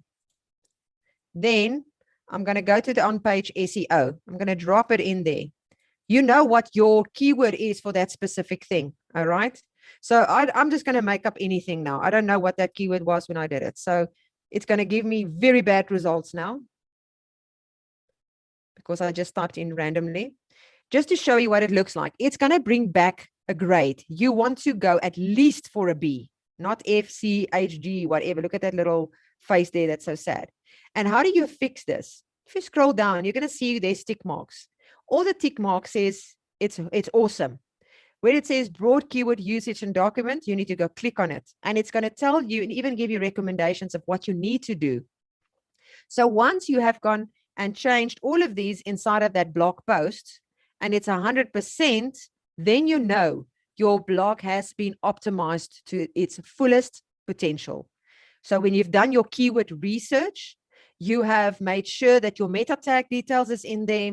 You have written the post correctly. You've put in the right headlines, the right images, the right links. You've added LSI. Then you have reached that level where you cannot go any further, because then it's about people coming to your website. It's about people building backlinks to your website, which is another story for search engine optimization. But at least you have got a good start. So that is the SEO. And then you can scroll on. It's in here. You can see I've got all the details written there, how to submit it to Google, how to do all of those little thingies. I'm just going to scroll until I get to the special parts that I want to talk about. There is your site speed. Here is the website that I talked about. Find LSI keywords to use in your blog posts.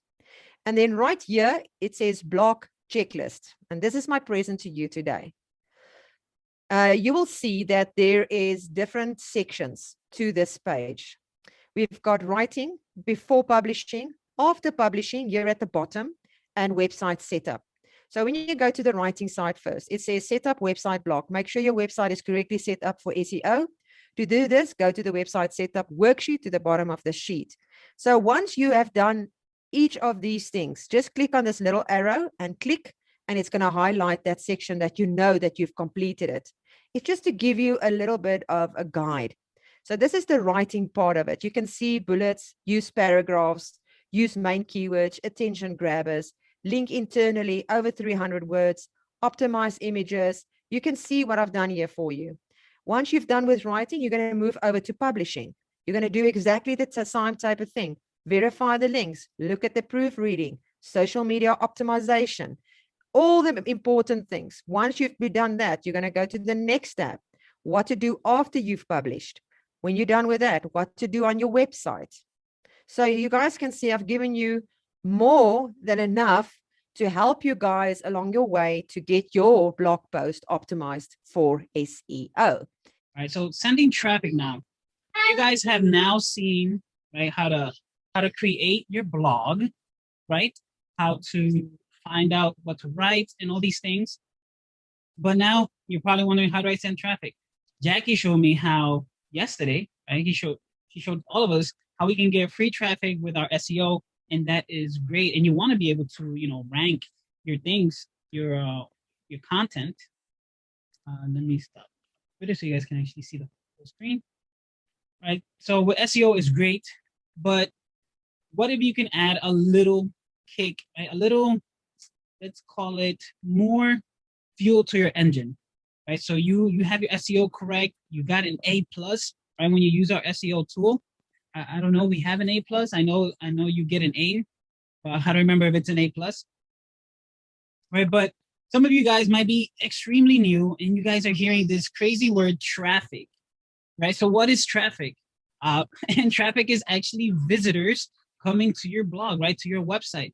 That's what traffic is. I know when I started in this online world, traffic, I was like, okay, so you're talking about the traffic that I usually have to deal with when I'm driving, especially here in New York, right? So here's your chance to let me know where you guys are from. Do you guys deal with traffic, right? But comment in the comments, put where you're from. Let me know where you guys are from, and if you deal with actual traffic when you're driving. But that's not the traffic that we're talking about, okay? So the traffic is places on the internet where people get to see you. So one of those being via Google search engine, right? Or Bing or Yahoo. So if you did your, your SEO right, then when people are searching on Google or on Bing or on Yahoo, and if you did it right on Google, how Jackie said yesterday, you don't have to worry about Bing, Yahoo, and all these other places, because Google is like the big daddy, right? If you get stuff right in Google, you know for sure everything else is perfect in the others. So search engine, when they type in, what was the example that I gave last time? Divorce lawyers, or they type in real estate, right? And a specific keywords that you're using, then you will pop up and they will see your website, your blog, whatever it is that you have out there on the internet. And then we have paid advertising. That's another form of getting traffic. But of course, paid, right? Hence the word paid. You have to put in some money so that people can actually come in and see your blog and see what you're offering. But let's talk about organic / partnership. And I call it organic traffic / partnership because sometimes you do have to pay to get on certain places, but you're kind of also getting organic traffic because you're not paying for those extra clicks that you're going to get for these people that are going to come into your blog. So one way that you could do this is using what they call guest blog articles. So guest blogging, right? And this is where you write articles for websites, newspapers, or magazines. And what guest blogging is, right, and also called guest posting, right? If you guys maybe haven't heard of guest blogging, maybe you've heard of guest posting. It's when you write an article for someone else's blog, right? And the purpose of that is to grow your brand, right? Get the exposure from someone that's huge, and get a little piece of their audience because they kind of fall into your target audience. So therefore, you're going to generate traffic, and you build natural, I guess, what's the word that I'm trying to look for? It'll come back to me, right? But you build the audience now from these other blogs because you're borrowing their audience. And also you'll have backlinks inside these blogs, which is, if you saw these past days, that's something that you definitely want to have. Now, another thing that you could do is sponsor your blog post. And what do I mean by that? This means that you can actually have, like I said, these huge websites or these huge blogs out there to actually talk about you, right? There's the partnership part where you have to pay a little bit of money up front so that these blogs can actually say something about you. Here, you're not actually talking, you're not writing, but you're paying them so they can write about you, or maybe link a specific article in your blog in their website, right? So you partner with them, you pay them some type of fee so they can actually say like, hey, you know what? Jackie's entrepreneur website about cake decorating is amazing. You guys can definitely go check it out. And then there's a link there, and they will go to your article and learn more about your cake decorating business. Now, another way that you can actually do it, this one is actually something that I learned recently. I didn't know if this was possible, right? You can actually have huge websites like Forbes.com, entrepreneur.com, I think as well. But one of the big ones, Forbes, right? You can actually have an article be written, or you write the article. And what you do when you go to this website, helpareporter.com, I'm not going to go to it because you have to sign up. That's the whole point. You sign up to this website, helpareporter.com. You sign up, and what it does, it actually sends you emails of these, these reporters, these content writers for these huge companies, and they need content, right? They don't normally spit out content just out of their head. Sometimes they get help.